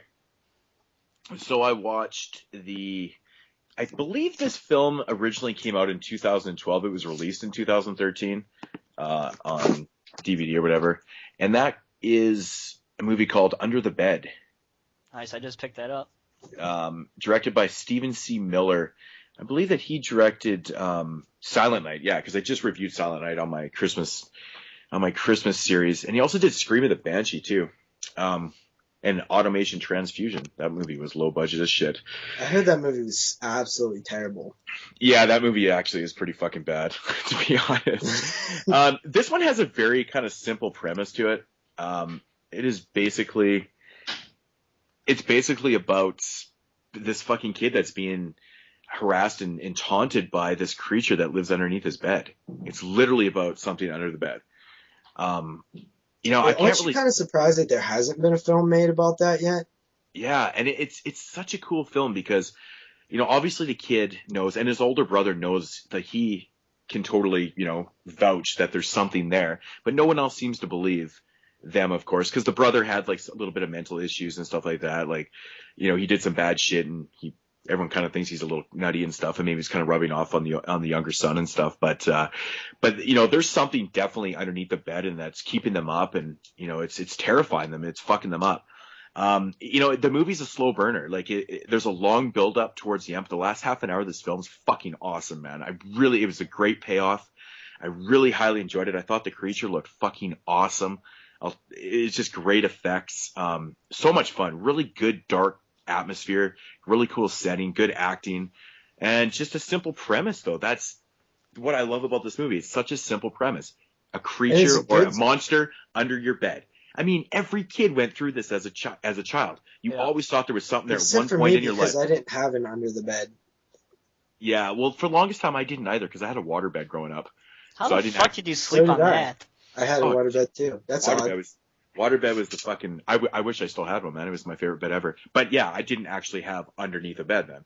Dude, water beds could be cold as hell if your heater part went out, broke. Oh yeah, it can be really cold too if you pop your bed when you're fucking sleeping. Did that a couple times. But yeah, I mean, I highly recommend Under the Bed. It was a really fun film, simple premise, and it just worked. It was the fucking creature was awesome, dude. It was so cool. I just loved it. Cool. So highly recommend that one. I'm not sure exactly what I gave it as a rating, but I gave it about a solid 7.5 out of 10. When there's when the film's playing, do you as the audience know that there's something under his bed, or do they play the angle where there might be, there might not be? Yeah, I mean, it definitely has that kind of build up to it. At first, you're like, what the fuck? But then shit starts physically moving and shit starts happening. You're like, hey, there's definitely something there. But they're really leaving you kind of on the edge because they're not letting you know, or they're not showing what's underneath there. Yeah. So it's that build up right to the end of the film, and it just works so good. It's definitely one that I had my eye on for a while. Yeah, I recommend it, man. I thought it was really fun. So definitely check out Under the Bed. Definitely Steven Steve Miller's best movie. Better than Silent Night, the Silent Night remake with the loosely Is it based better game. than Automaton Transfusion? Yeah, that movie sucks. Is that Dimension Extreme movie? Yeah, Yeah. it is. It is. It's actually pretty bad. It's pretty bad. So, and I've yet to actually watch Scream of the Banshee. I have that film, but I have not watched it. So, All right. So we're gonna move into our pick of the weeks now. JP, you could go first. Okay, my pick of the week this week is Eden Lake from the year 2000 something. oh, great Nice. choice. Great choice. That's a great movie. Yeah, it is a good movie. 2005 or something. I don't know when it came out, but I had it wrote down, but I can't read my writing. So yeah, Eden Lake, man. This is a film that I watched and I knew what it was about. I've heard of it, and the concept alone, I just thought that it was going to be one of those situations where I wasn't going to like it because just the way I thought it would be handled. You know, a bunch of kids attacking two adults. To me, I never really buy that scenario too much because, let's face it, kids aren't really that tough or Fuck that, man. capable of. Kids are fucking assholes. Kids are They're assholes, capable. but I'll knock a kid out. Yeah, but you know what? Just saying. They do some evil shit, man. You ever see the movie No, Mike? Come on. Yeah, okay, but that's what I'm saying. It works, you know, like in Children of the Corn, it works because they're carrying around like scythes and shit. But I mean, like most of the time, I'm like, all right, well, you know, the guy should just, you know, knock this kid out if he's like trying to kill his wife or whatever. But this film doesn't even come close to having to deal with shit like that because the way it plays out is so perfect. There's reasons that these kids get the upper hand, and it's totally believable. It's just the performances from the performance from the main kid I thought was incredible. Like he's an evil little dickhead. That's what he is. It just everything that I thought I was gonna have a problem with, I did not have a problem with, and it was so surprising. There's scenes of just. There's one scene in particular, trying not to spoil too much, that really grabbed my attention, and one of the characters, ends up killing one of the kids. And immediately the character is, happy. I wouldn't say happy, but they have this great sense of revenge and, like, yeah, motherfucker, you got what you deserve. And then it holds on that for a little bit, the satisfaction of revenge. And then it slowly just shows the character come back to realization that I just killed a kid, and I just thought it was played really naturally because at the end of the day, no matter how much of crazy, evil acts that these kids are doing, at the end of the day, they still are little kids. And when you kill a little kid, it's probably going to be with you forever. They're just little spawns of Satan. Those little fucking bastards. And I mean, when I say evil, I don't mean in a supernatural way. These kids are just brutal kids that are, they're not actually evil in a supernatural way. They're just Yes, JP, we understand. okay. There's also another great scene involving somebody burning to death. It was really brutal. It's actually very brutal. And another thing, I feel like this film doesn't hold back. It does what it needs to do to tell the story, and it's not afraid to do things like kill kids. Yes. Yeah, I gotta say, man, that fucking fire scene, man. Whew. Yeah. Nasty, man. Whew. Yeah, it definitely. And it adds an the element ending, to the film. dude, It's just the ending. I was like, wow. I know the I did ending's not powerful. expect that. I know the ending's powerful, man. It's brutal. Yeah, dude.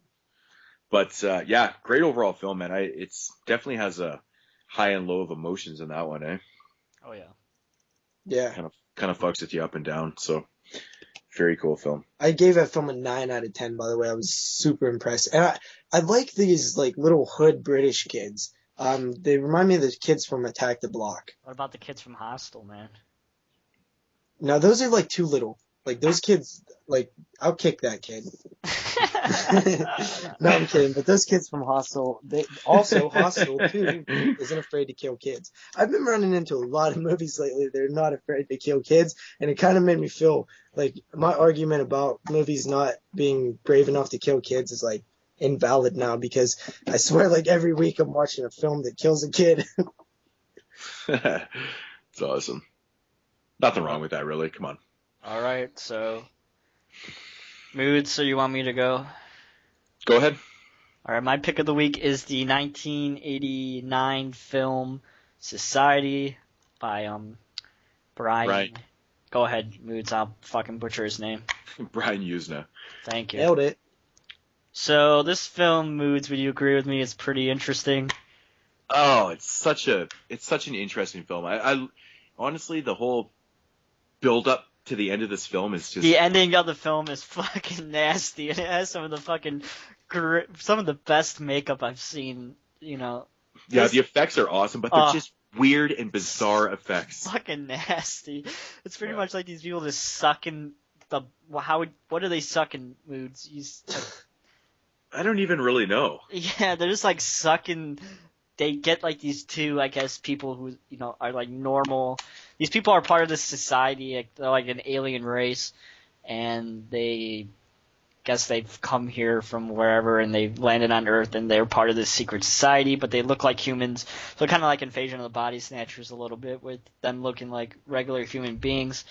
But every year they sacrifice these two people, and they fucking feed on them, and they attach their mouths to them, and they got all these people attached to them in like this giant orgy type of scene, sucking these people, sucking the life out of these people. What the fuck is going on in this film?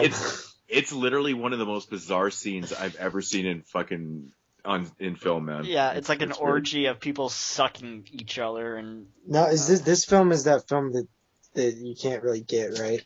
It's very rare here in the States. It sucks. There's an Anchor Bay release, but you can import a Blu-ray from Germany that is region-free, so there is no problems with that. But it's region-free? Indeed.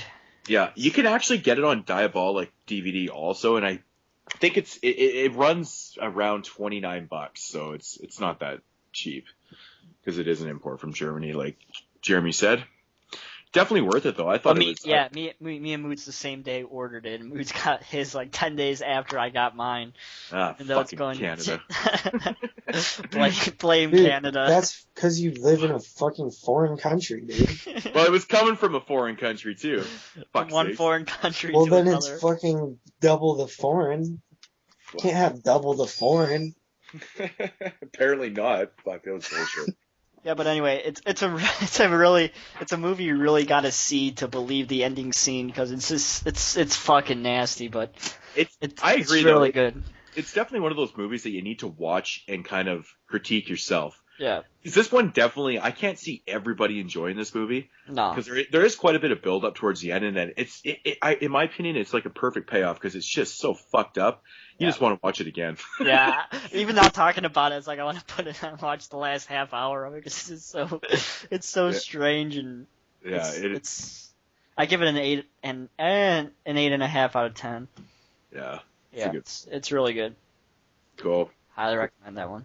Yeah, if you guys out there can definitely get your hands on that German Blu-ray that is region free, definitely try to do it because, it's probably one of those things that's going to go out of print soon. Like a lot of those German releases, they seem to go in and out of print. It's 16 euros right now, so. Yeah. Or you can just get it from Diabolic DVD. So I think it's $22 US, or add $3 on that for Canadian. So. Yeah. So. Yeah. Moodz. Pick of the week. All right, my pick of the week is the 1985 classic film directed by Lamberto Bava. You guys might remember I did a Lamberto Bava theme week on my channel a while back, but this was not one of the movies featured that week because I didn't want to feature anything, that people knew. And, because that's what I do. I need to talk about movies that no one's watched.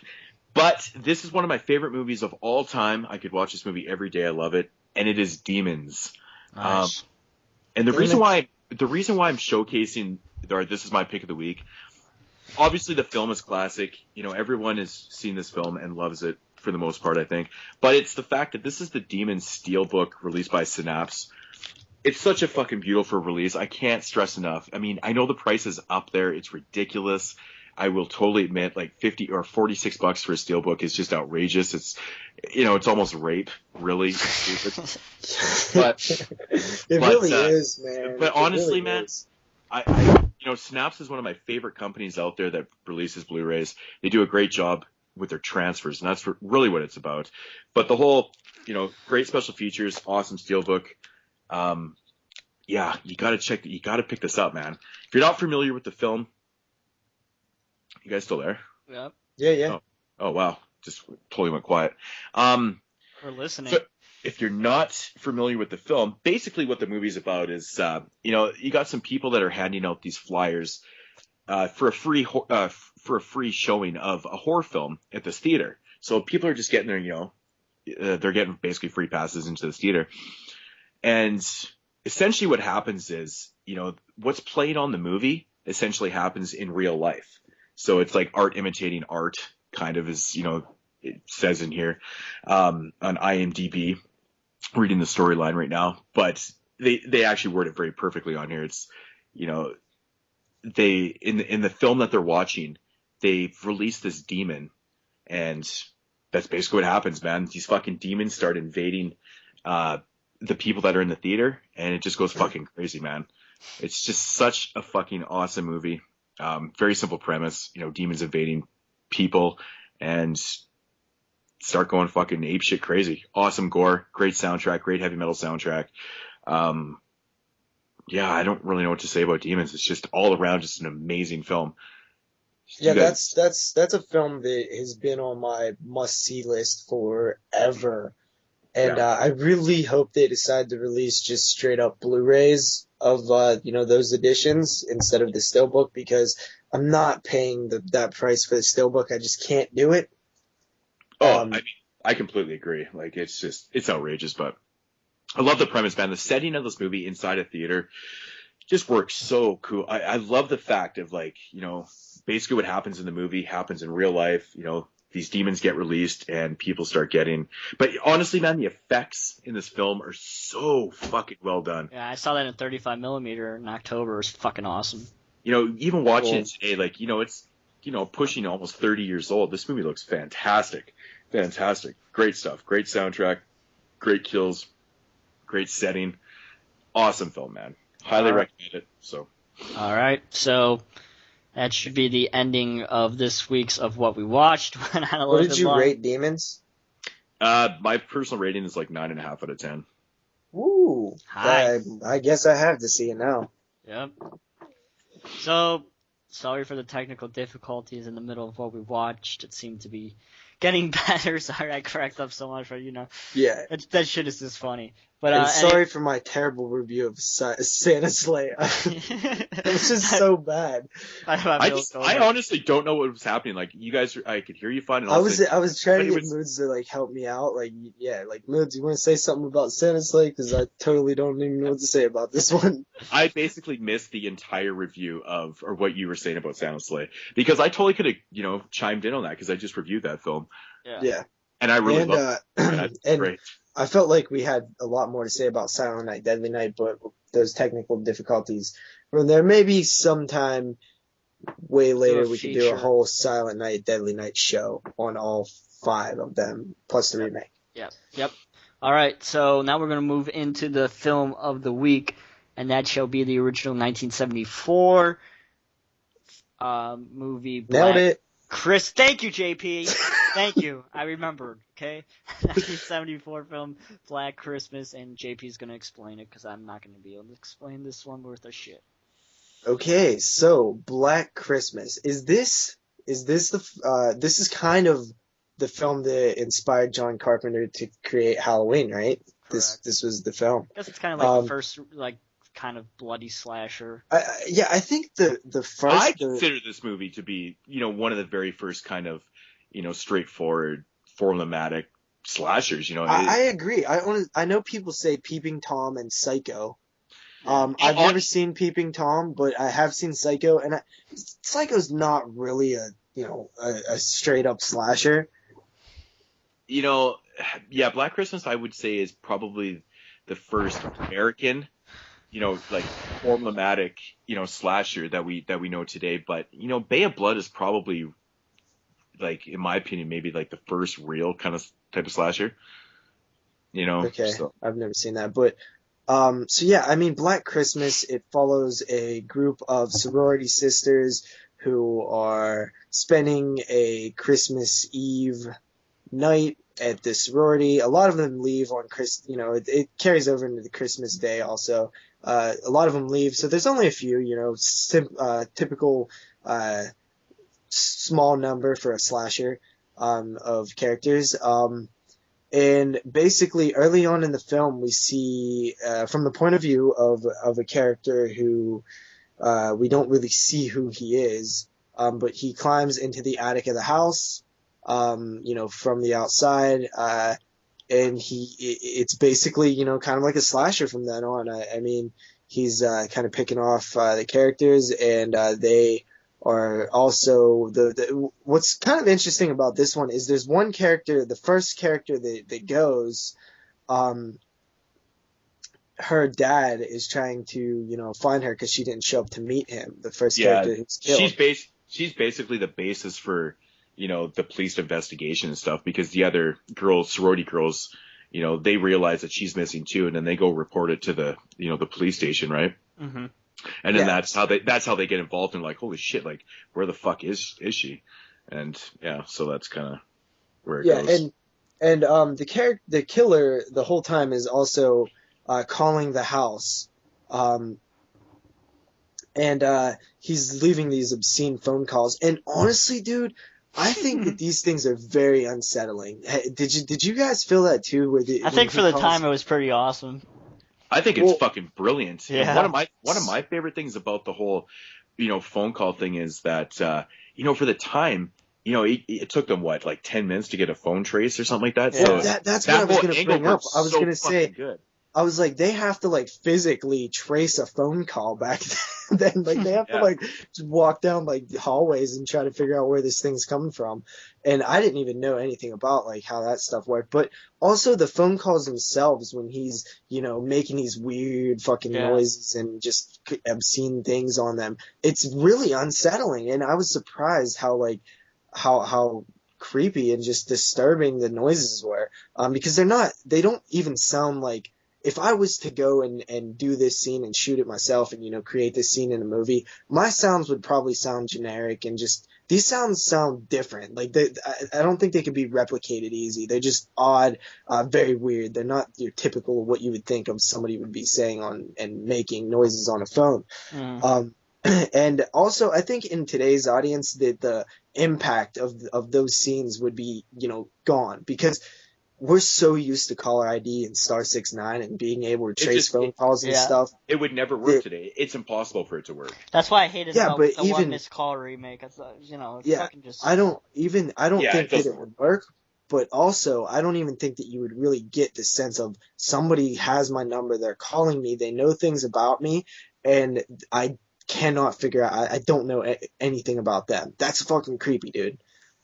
Yeah. I love the way Bob Clark did how he did those phone calls, man. You know, like the guy on the other line is so creepy sounding. He's like, he's making all these weird noises. And he's got this really kind of weird, creepy voice.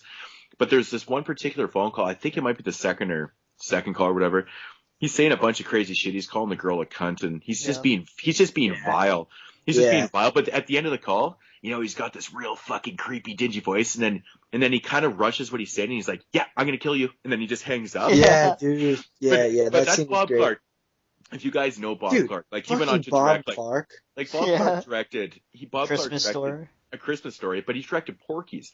And if you look at his earlier films, I think Bob Clark meant that as kind of it's kind of a little joke, a little jab in there. He's got very black humor, but it works so well. Yeah. I laugh every time I watch that part, and it's like, it's not supposed to be one of those scenes where you're just like, that's fucking hilarious, but you find it amusing and funny, right? I think that's brilliant comedy. And this movie has quite a lot of, type comedy like that in the film, but it's not by any means a comedy at all. No. There's intentional scenes in this film that are totally meant to be like, you know. But I love that about the film because it has such a great atmosphere and it has such an awesome feel, man. The characters are fucking.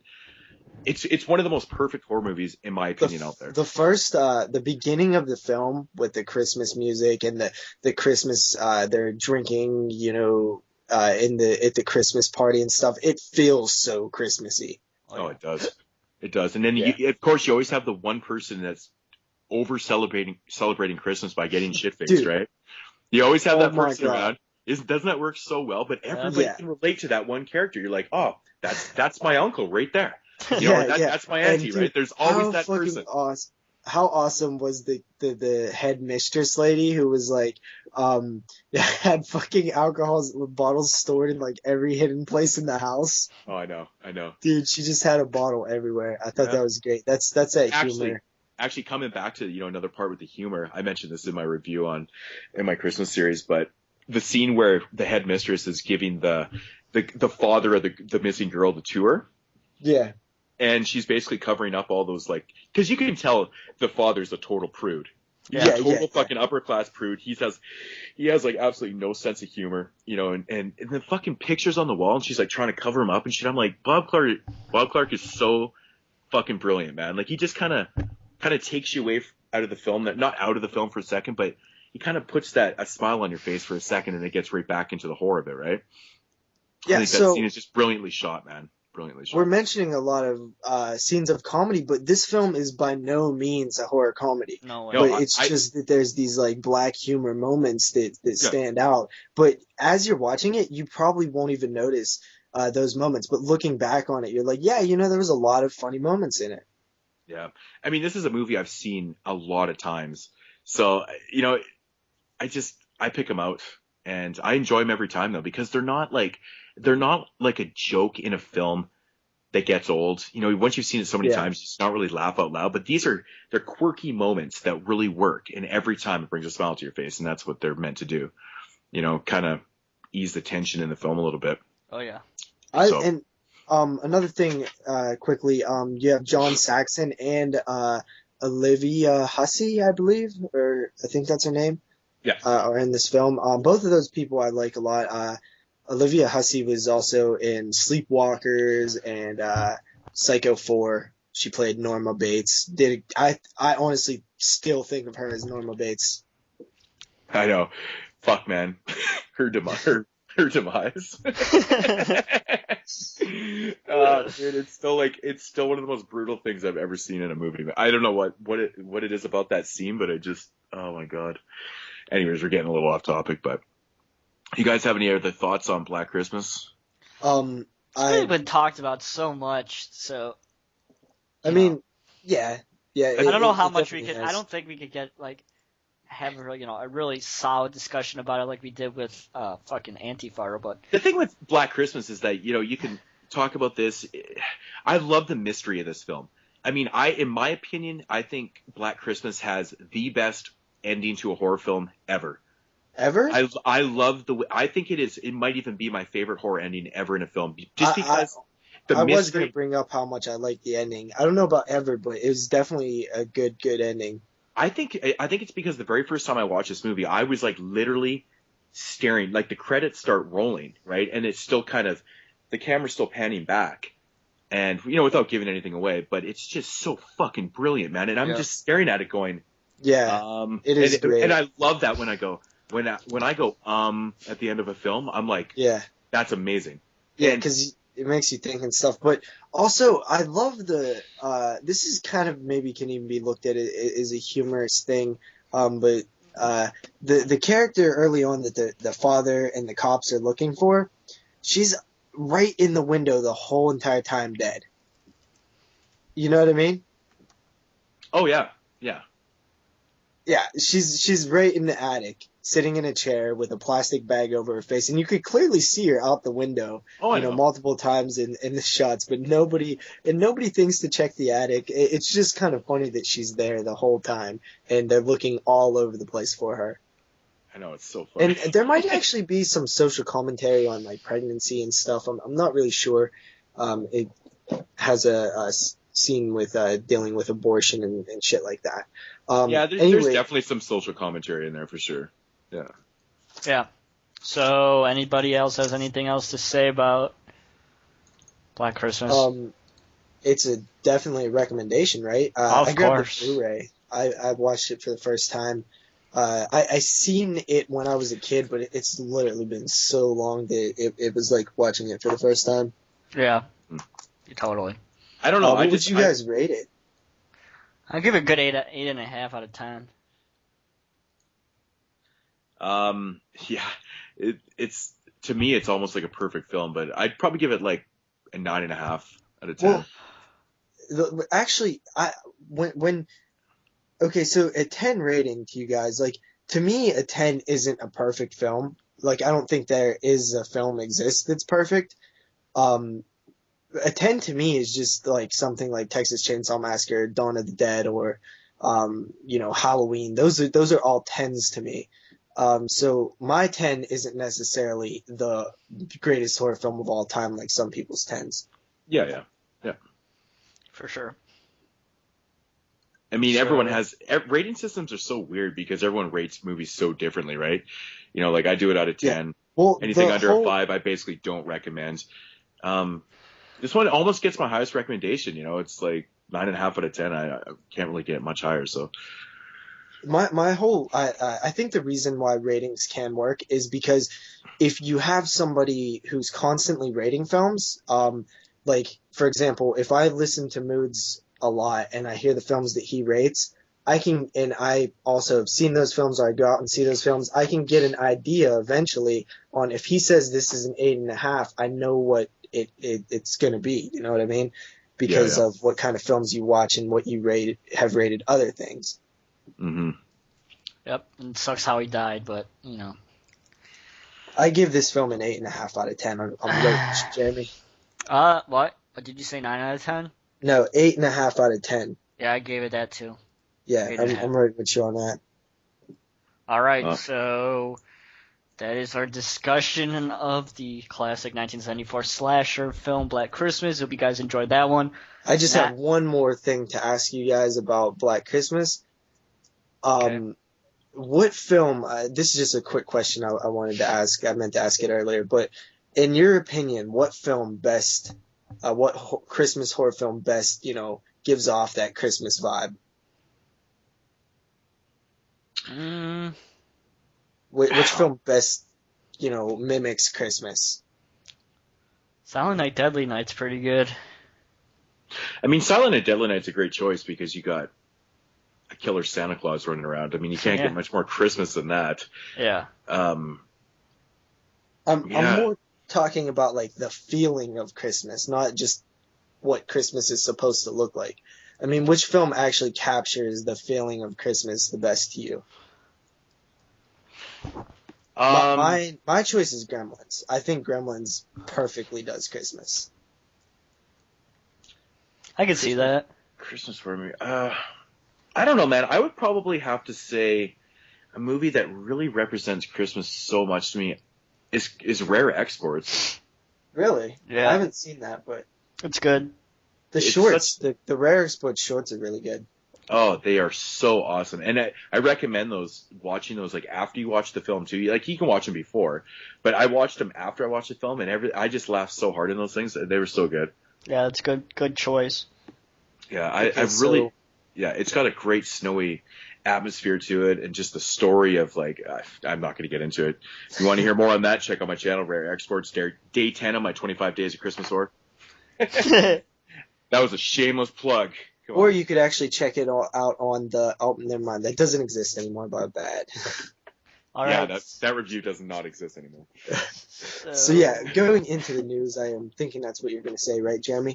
Yep. Now we're gonna be going into the news. Sorry if I'm being a bitch and rushing again, but go ahead, JP, with the. Okay, news. we don't have a whole lot of news this week. We have, just some stuff. I kind of just grabbed, I was kind of reaching for things this week, even though it's been 2 weeks since we've done a show. First up, we have Stephen King has finished the screenplay on the film A Good Marriage. This was a short story that was in Full Dark No Stars, and it's actually one of the only books I read from Stephen King. It's a short story. It's actually pretty good. It's about a wife who finds out that her husband has dirty, dark secrets. She's like 50. They're like a 50-year-old, 60-year-old couple, and this man is like into like bondage and rape and shit, and it's fucked up. I've read the short story book. You read it? Yep, It sounds like it could be a good film if Stephen King's doing the screenplay and stuff. It's interesting because that wasn't actually my favorite story in that book. Mine was 1944. I fucking love that story, man. Dude, I want to see. I can picture how that movie would look. That was by far my favorite story. Isn't it fucking so brutal, the story, though? I think it'd make a great movie. I love it. I love how it ends. It's just a straight downward spiral. It's just, I could picture it. Like, when I was reading that story, I could see it, man. Mm-hmm. I don't know, man. I just loved it. I thought it was so good. Yeah, I know. Okay, so moving on. We have A24 and Dream Street Films are going to be releasing Kevin Smith's horror film, quote unquote, because Kevin Smith's horror film. Yeah, like I thought he's making Clerks 3 and that's it. He did Red State, which was billed as a horror film, but really wasn't a horror film. Now he's doing a film called Tusk. This spawned from an idea, a joke pretty much on his podcast, where it was read some Craigslist ad or something where somebody wanted somebody to dress up as a walrus and act out walrus noises and would only get paid if they answered as a walrus or some shit. Kevin Smith was in Stitches, right? Was he? Yep, he had a cameo. I can't remember. Yep. But Sorry. okay, so yeah, this film sounds like it could be really fucking bizarre. And it's going to be released in the third quarter of 2014. So that's something to look forward to. I like Kevin Smith. He's cool. Me too. I listen to Jay and Silent Bob Get Old all the time, but I'm surprised I haven't heard about that. You haven't heard about Tusk? I think it's already wrapped shooting. Interesting. Yeah, I remember you mentioned somebody's this in a while it. Who's back. in it? Somebody's in it that I know. Justin Long, I think. Yeah. Yeah. Okay, so moving on, we have this is I reported on this a while back, but that was on my channel. It only took 18 days to shoot. Yeah. NBC has partnered up with Lionsgate TV to produce a 4-hour miniseries of Rosemary's Baby. Yep, I heard about that. Yeah, what do you guys think about that? I don't know. Another TV adaptation of a classic horror film? Jesus Christ, when is this going to fucking end? I don't know about this. TV movie sequel to Rosemary's Baby? I actually don't know. Was there? I think there was. It was a sequel in the 70s to Rosemary's Baby, I'm pretty sure. It was a TV movie. Interesting. I did not know that. So yeah, Rosemary's Baby, I just seen it for the first time this year in October, and it's probably, out of everything I've seen this year, it might be my favorite classic horror film that I discovered, for the first time, finally watched this year. That and Maniac are the two that I think that are my favorite watches of this year. Mm-hmm. So I'm not really sure. Dude, it can't be done. It can't. Rosemary's Baby is a pretty perfect film when it comes to, technical stuff and shit like that. Yeah, I agree, man. That movie's awesome, man. I really got to pick up that Criterion Blu-ray, man. Yeah, it's awesome. How did you not fucking grab that from Barnes & Noble? Well, because I grabbed 7 others. I just didn't have. I was kind of going greedy as it was. 7 others? What is that? Like fucking $80 or something? $80? That's Dude. 20 times 7. That is $140. $140. Yeah, I don't know why I said it 80. I'm bad at math. There's a bit off. Okay, so after that we have Brad Pitt is returning with the guy who directed The Orphanage, or wrote The Orphanage, not really sure, to do a World War Z 2. Yay. Oh my god, I haven't even seen the first one yet. Have you seen it, Jeremy? Fuck that, no. It's not that bad. Yeah? It's actually not bad. It's typical Hollywood shit, but I Made mean, a lot of money, so. it was, dude, it had like a $240 million budget or something. It better have made money. Holy fuck, really? Yeah, but I don't know, man. It's typical Hollywoodization of a zombie film for the mainstream. It's it's just not. I don't know, man. I thought it was okay though. It was good in its for what it was, I guess. Yeah. Not really looking forward to it. Number 2 though. All right, so after that we have some news about From Dusk Till Dawn, the TV series. Just a little bit of casting news. Jake Busey, Gary Busey's son, is gonna be in it, I guess. So Nice. if you can't get Gary Busey, just get Jake Busey. Yeah. I heard that dude's a dick, by the way. He was a dick! After that, we have I Saw the Devil being remade. Yep. For I saw audiences. Danny Oh, talked about that no. today. Danny talked about that today, Moodz. You missed it? You didn't see Okay, his post? so I seen that post. I have an interesting opinion on this. I haven't seen I Saw the Devil, okay? But it brings me back to the point I made about Let Me In and Let the Right One In, okay? So Let the Right One In is fantastic. Doesn't need remade, correct? But a lot of people weren't going to see it. You know how many people I know outside of, YouTube who've seen Let the Right One In? Nobody, that's who. But after Let Me In came out and people were talking about it, I told them, well, you need to check out the source material. You know how many people went back and seen Let the Right One In? More people than would have if Let Me In never came out. Yeah, but a lot And of that's people are my just fucking opinion. lazy, man. They're just fucking lazy. They don't want to watch a movie with It's not. subtitles, which is I don't so think it's fucking lazy. always lazy. I That just didn't think work that out it's- so good for Old Boy, did it? It made, what, a whole $8? I just Yeah, think man. that it has to do with the main people that I know that aren't huge film fans aren't going to go out of their way to find some Swedish horror film that they have to read subtitles with. They're just going to watch what came out. So that's what. But if they really liked Let Me In, they know that the source material has to be good because I'm telling them that and stuff, and they're more interested to see it than they would be if they didn't see Let Me In. So that's kind of my opinion on it. I don't think it's a terrible travesty of a thing that a lot of people do. Yes, it shouldn't be remade because Just watch the first one first, JP. Okay? There's this one scene in a taxi cab. It's one of the greatest shots I've ever seen in a film. Period. Do you agree with me, Moodz, that shot is fucking awesome in the taxi cab? Yeah, it's really good. Yeah. I mean, but you guys don't think it's it'll make more people check out the source material who otherwise wouldn't have? But do we need a remake for people to go We and don't seek out need the it. source? I mean, I don't know about this. It's one of these movies that doesn't need to be remade. Yeah. They need to stop. This movie's fucking pretty new. Yeah. Yeah. It's long, too. My opinion on remakes are a little bit different than people's to begin with because I don't really have a problem with them. I don't think they hurt the original at all. It's not even about hurting it. I just original- don't see the point in remaking it. I don't see the point. This movie. Remember when Rec came out? They remade fucking. Quarantine. They made Quarantine within a fucking not even a year later.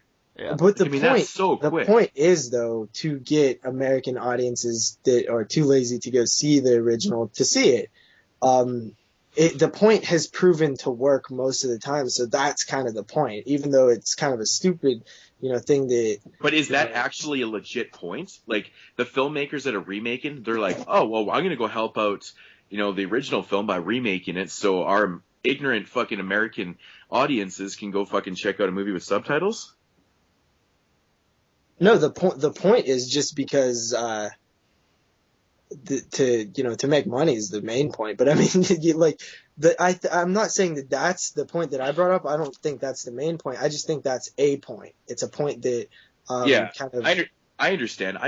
I don't know. I just don't see the point of remaking a movie that is so fucking new. Yeah, they should have remade Old Boy. It was fine the way it was. That's my whole point. These movies are so new. I mean, if you want to remake a movie that was made in 1946, make an updated version, you know what?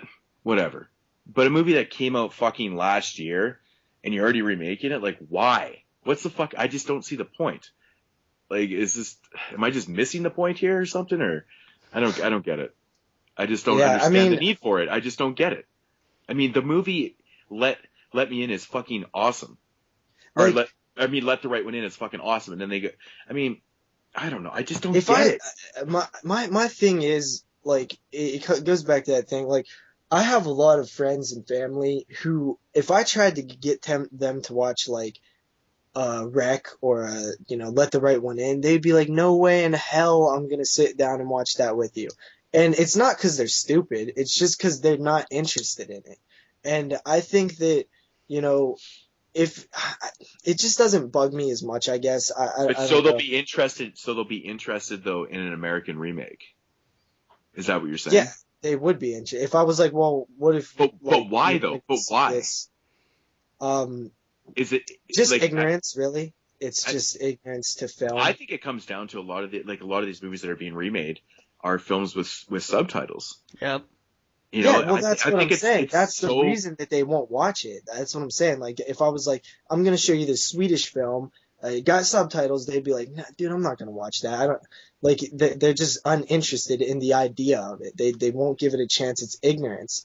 And it's not that they're stupid. It's just that they don't know about things.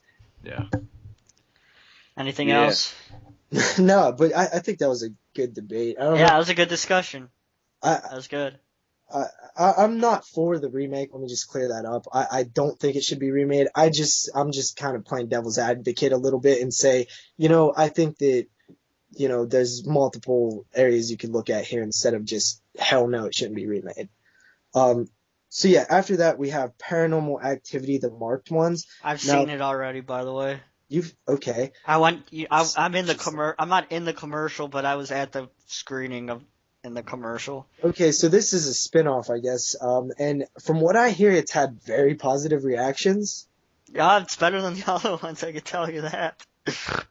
That's not saying much, to be honest, but I liked it more than the first four of them, but they were still ass. I would be interested. I can't talk about it because because I have not heard like serious good arguments on why they suck besides they're boring. That's the main argument I hear most. And honestly, I don't think they're that bad at all. I like the first one a lot. I wouldn't say a lot, but I like the first one a good bit. The second one, not so much, but I would be interested to hear like why you guys don't like them. I can't talk about the fucking. Okay, so I guess we won't. Oh, well, that one, yeah. But I was thinking like maybe they blatantly tell you cannot talk about this movie until it comes out, so I can't say anything. Okay. The paranormal movies, oh my god. Where do honestly, I don't even know what is a good argument. I find it completely tedious to watch. Yeah. Where's Scotty when you need him? He likes those movies. You know what though, man? I honestly, I believe that you might not that you don't like it because I trust your, genuine, real feelings because I know you, but I swear there's so many people out there who just, it's one of those films like when Hostel came out and everybody just wanted to jump on it. Oh, it's torture porn. It's so stupid. And yeah, I hate it. Torture porn. When Halloween came out and everybody's like, oh, it's a shitty remake. It's the worst film ever. Like, I seriously think that this is one of the cases where like so many people hate Paranormal Activity simply. Why do they need to come out every fucking Halloween? I don't know. Why did Friday the 13th have to come out every year, dude? Because it makes money and it's fun. They're not fun though. They suck cock. They're terrible. I fucking hate those fucking movies. Honestly, dude, I think like I've said, I've only seen the first two. They're boring. I want to freaking pick my eyes out with a freaking toothpick. I don't think they're boring though. I really don't. Jesus. I think you have to put yourself in the situation, much like Blair Witch Project. Okay, I'm bringing myself in the situation. How much fucking hype did Paranormal Activity have when it first came out? Okay, that's my point exactly. And you go to the movies and you sit there and it was fucking ass. Hate it, dude. So many people hate it because that reason. It was overhyped, and then people were like, "What? This isn't scary. This is goddamn stupid, boring shit. I don't like stupid, boring shit." And it's the same thing as Halloween, dude. I truly believe that you guys might not like it for, actual reasons, because I appreciate and trust that you guys are honest with your opinions, but I swear there's so many people out there who just hate on it to hate. I'm definitely not one of the haters of the Halloween remake. I'm Yeah, one I of the like people the Halloween maybe. I'm one of the people that love the But remake. do you guys know what I mean? When that film came out, everybody fucking hated it, and most people were not making coherent arguments on why it sucked. It was just like, it's a goddamn remake, and they shouldn't remake stuff, and it's, the backstory. Oh, we don't need to see Michael Myers' backstory. I walked out of the theater I was stoked, dude. I loved it. Yeah. Yeah, but and it's a fair argument if you actually don't like Michael Myers' backstory. But I'm just saying there was too many people that were just, jumping on the bandwagon and saying the same shit when they truly didn't feel that way. For sure. That's my opinion. I agree. Okay, so what do you want to say on. about Paranormal Activity? That it was just getting good reviews? Yeah, I just thought okay. it was interesting because I thought that the Marked one's a spinoff. I thought it was going to be a complete failure. So yeah. After that, we have some DVD announcements and releases. We have Ty West, The Sacrament. This is produced by Eli Roth. It's going to be hitting video on demand May 5th, 2014. Fuck. Limited release June 6th, 2014 will be the DVD release. I think June 6th is limited release and possibly DVD. I'm not sure. But this film I've actually heard good things about also. Ty West doesn't disappoint. Sorry, Tat, to say that. After that, we have a film which I know Jeremy's seen. It's called We Are What We Are. This hits DVD January 7th, 2014. Really good. I saw it in the theaters. I really enjoyed it. I liked it a lot. I've seen the trailer. It does look pretty good. Yeah, it was really good. After that, we have Bad Milo, which hits Blu-ray and DVD January 21st, 2014. There you go, Moodz. Now you know. I know. I've been waiting. I want to see this movie. It looks so interesting. After that, we have Invincible Pictures put out a uncut edition of a Serbian film again. I guess this was already out before, but there was another one out. But when this news hit, I looked it up. It was $30 on Amazon. You could buy it right then. It's already out. But when I looked back for this week, it was out of stock. So I'm guessing people bought that shit up pretty quick. Who's releasing another edition of the uncut version? Invincible Pictures. Yeah, I got the first one, the one with that little thin jewel case and the cardboard back. Yeah, this is a different one. Okay, cool. After that, we have Big Ass Spider, DVD and Blu-ray on Big Ass Spider. Sounds fun. I think it should have been called that instead of Big Ass Spider. It should have been Big Ass Spider. Turn around and eat your big ass biscuit. Yo, JP. Yo. That edition came out on October 25th of 2011. Really? Indeed. Yep. There was another edition? I thought there was only one uncut version of that. Are you sure it's the one that I'm talking about, dude? I'm looking at the picture right now. It looks like a book, or... Is it by Invincible Pictures? Indeed. Huh. Wonder why that was newly reported news then. Whatever, keep going. Okay. Eli Roth's Green Inferno will be hitting September 15th, 2014. I believe that's a theatrical release. Mm-hmm. And this film is one of the films I'm looking forward to the most next year. It's, Eli Roth directed, fucking cannibals in the Amazon. It just sounds like a recipe for awesome. Okay, I see. It is a different version. My bad. Okay. Not my bad. Just trying to discredit my news. Look at the fucking link I sent you, alright, asshole? Just look at it. Okay, and finally for the news, we have another Scream Factory announcements.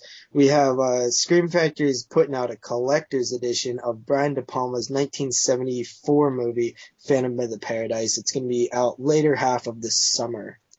Nice. That's fucking awesome. Yeah, and Scream Factory is also putting out Evil Speak and Final Exam this summer. The extras that were on the Code Red releases will also be ported over, possibly along with new extras. Nice. So Scream Factory, once again, is not disappointing. They're constantly announcing awesome stuff, and It's fucking on. It's Scream Factory, dude. Support What Scream is Factory, not to man. love? Gotta Please support them. If there's one thing you take away from this show and you go out and do, make sure to support Scream Factory. Oh, yep. That's for sure. We should be sponsored by them. The 22 shots of Moodz of Horror. That'd be too awesome. The 22 shots of Moodz of Horror podcast is sponsored brought by. to you by Scream Factory. Take their titles for free. Is that it, JP? That's it for the news, guys. All right. So I hope you guys have enjoyed this third annual Christmas episode. If anybody made it to the end of this, congratulations, because you definitely probably would have turned it off after the technical difficulties or my terrible review of Santa's Sleigh with Bill Goldberg. All right, thanks everybody again for watching. If you want to follow me on YouTube, you can at youtube.com/. Follow me on Twitter. Doubleshot JP. Shut the fuck up, JP. I'll get there. YouTube.com/NESRuler20. You can follow me at the same Twitter address, Twitter.com/NESRuler22. If you want to follow Moodz on YouTube, you could do so at YouTube.com/Moodz616. If you want to follow JP on YouTube, you can at YouTube.com/DoubleShotJ. And the same for Twitter because he thinks he's fucking special. So thanks, It's everybody. not the same. It's Doubleshot JP. Oh, JP. Some asshole you believe somebody took Doubleshot J? Some crappy rapper guy? What a bitch. Should go kick his ass. Fucking assholes. I wonder if he's foreign. No. Alright, so thanks everybody again for watching. We should be back next week with, what are we doing next week? Is that our top 10 show or are we doing Maniac? No.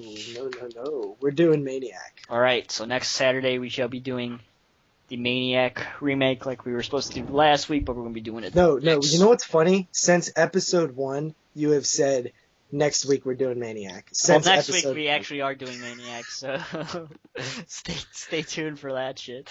So again, and then coming early in January, we're going to do the 2013 year-end show, which will be showcasing our top 10 films of 2013. And of course, the films we're looking forward to the most in 2014. Yeah, and then we'll talk about some films that we wish we had have seen in 2013. And we'll give out some honorable mentions from the films in 2013. Exactly. Correcto, and we'll talk about more of that when we get to it, details and all that kind of stuff. So once again, I hope everybody out there has a Merry Christmas. Hope everyone stays safe out there. Don't be stupid and drink and drive. And we should talk to you guys next week with Maniac. So everybody stay cool out there, and we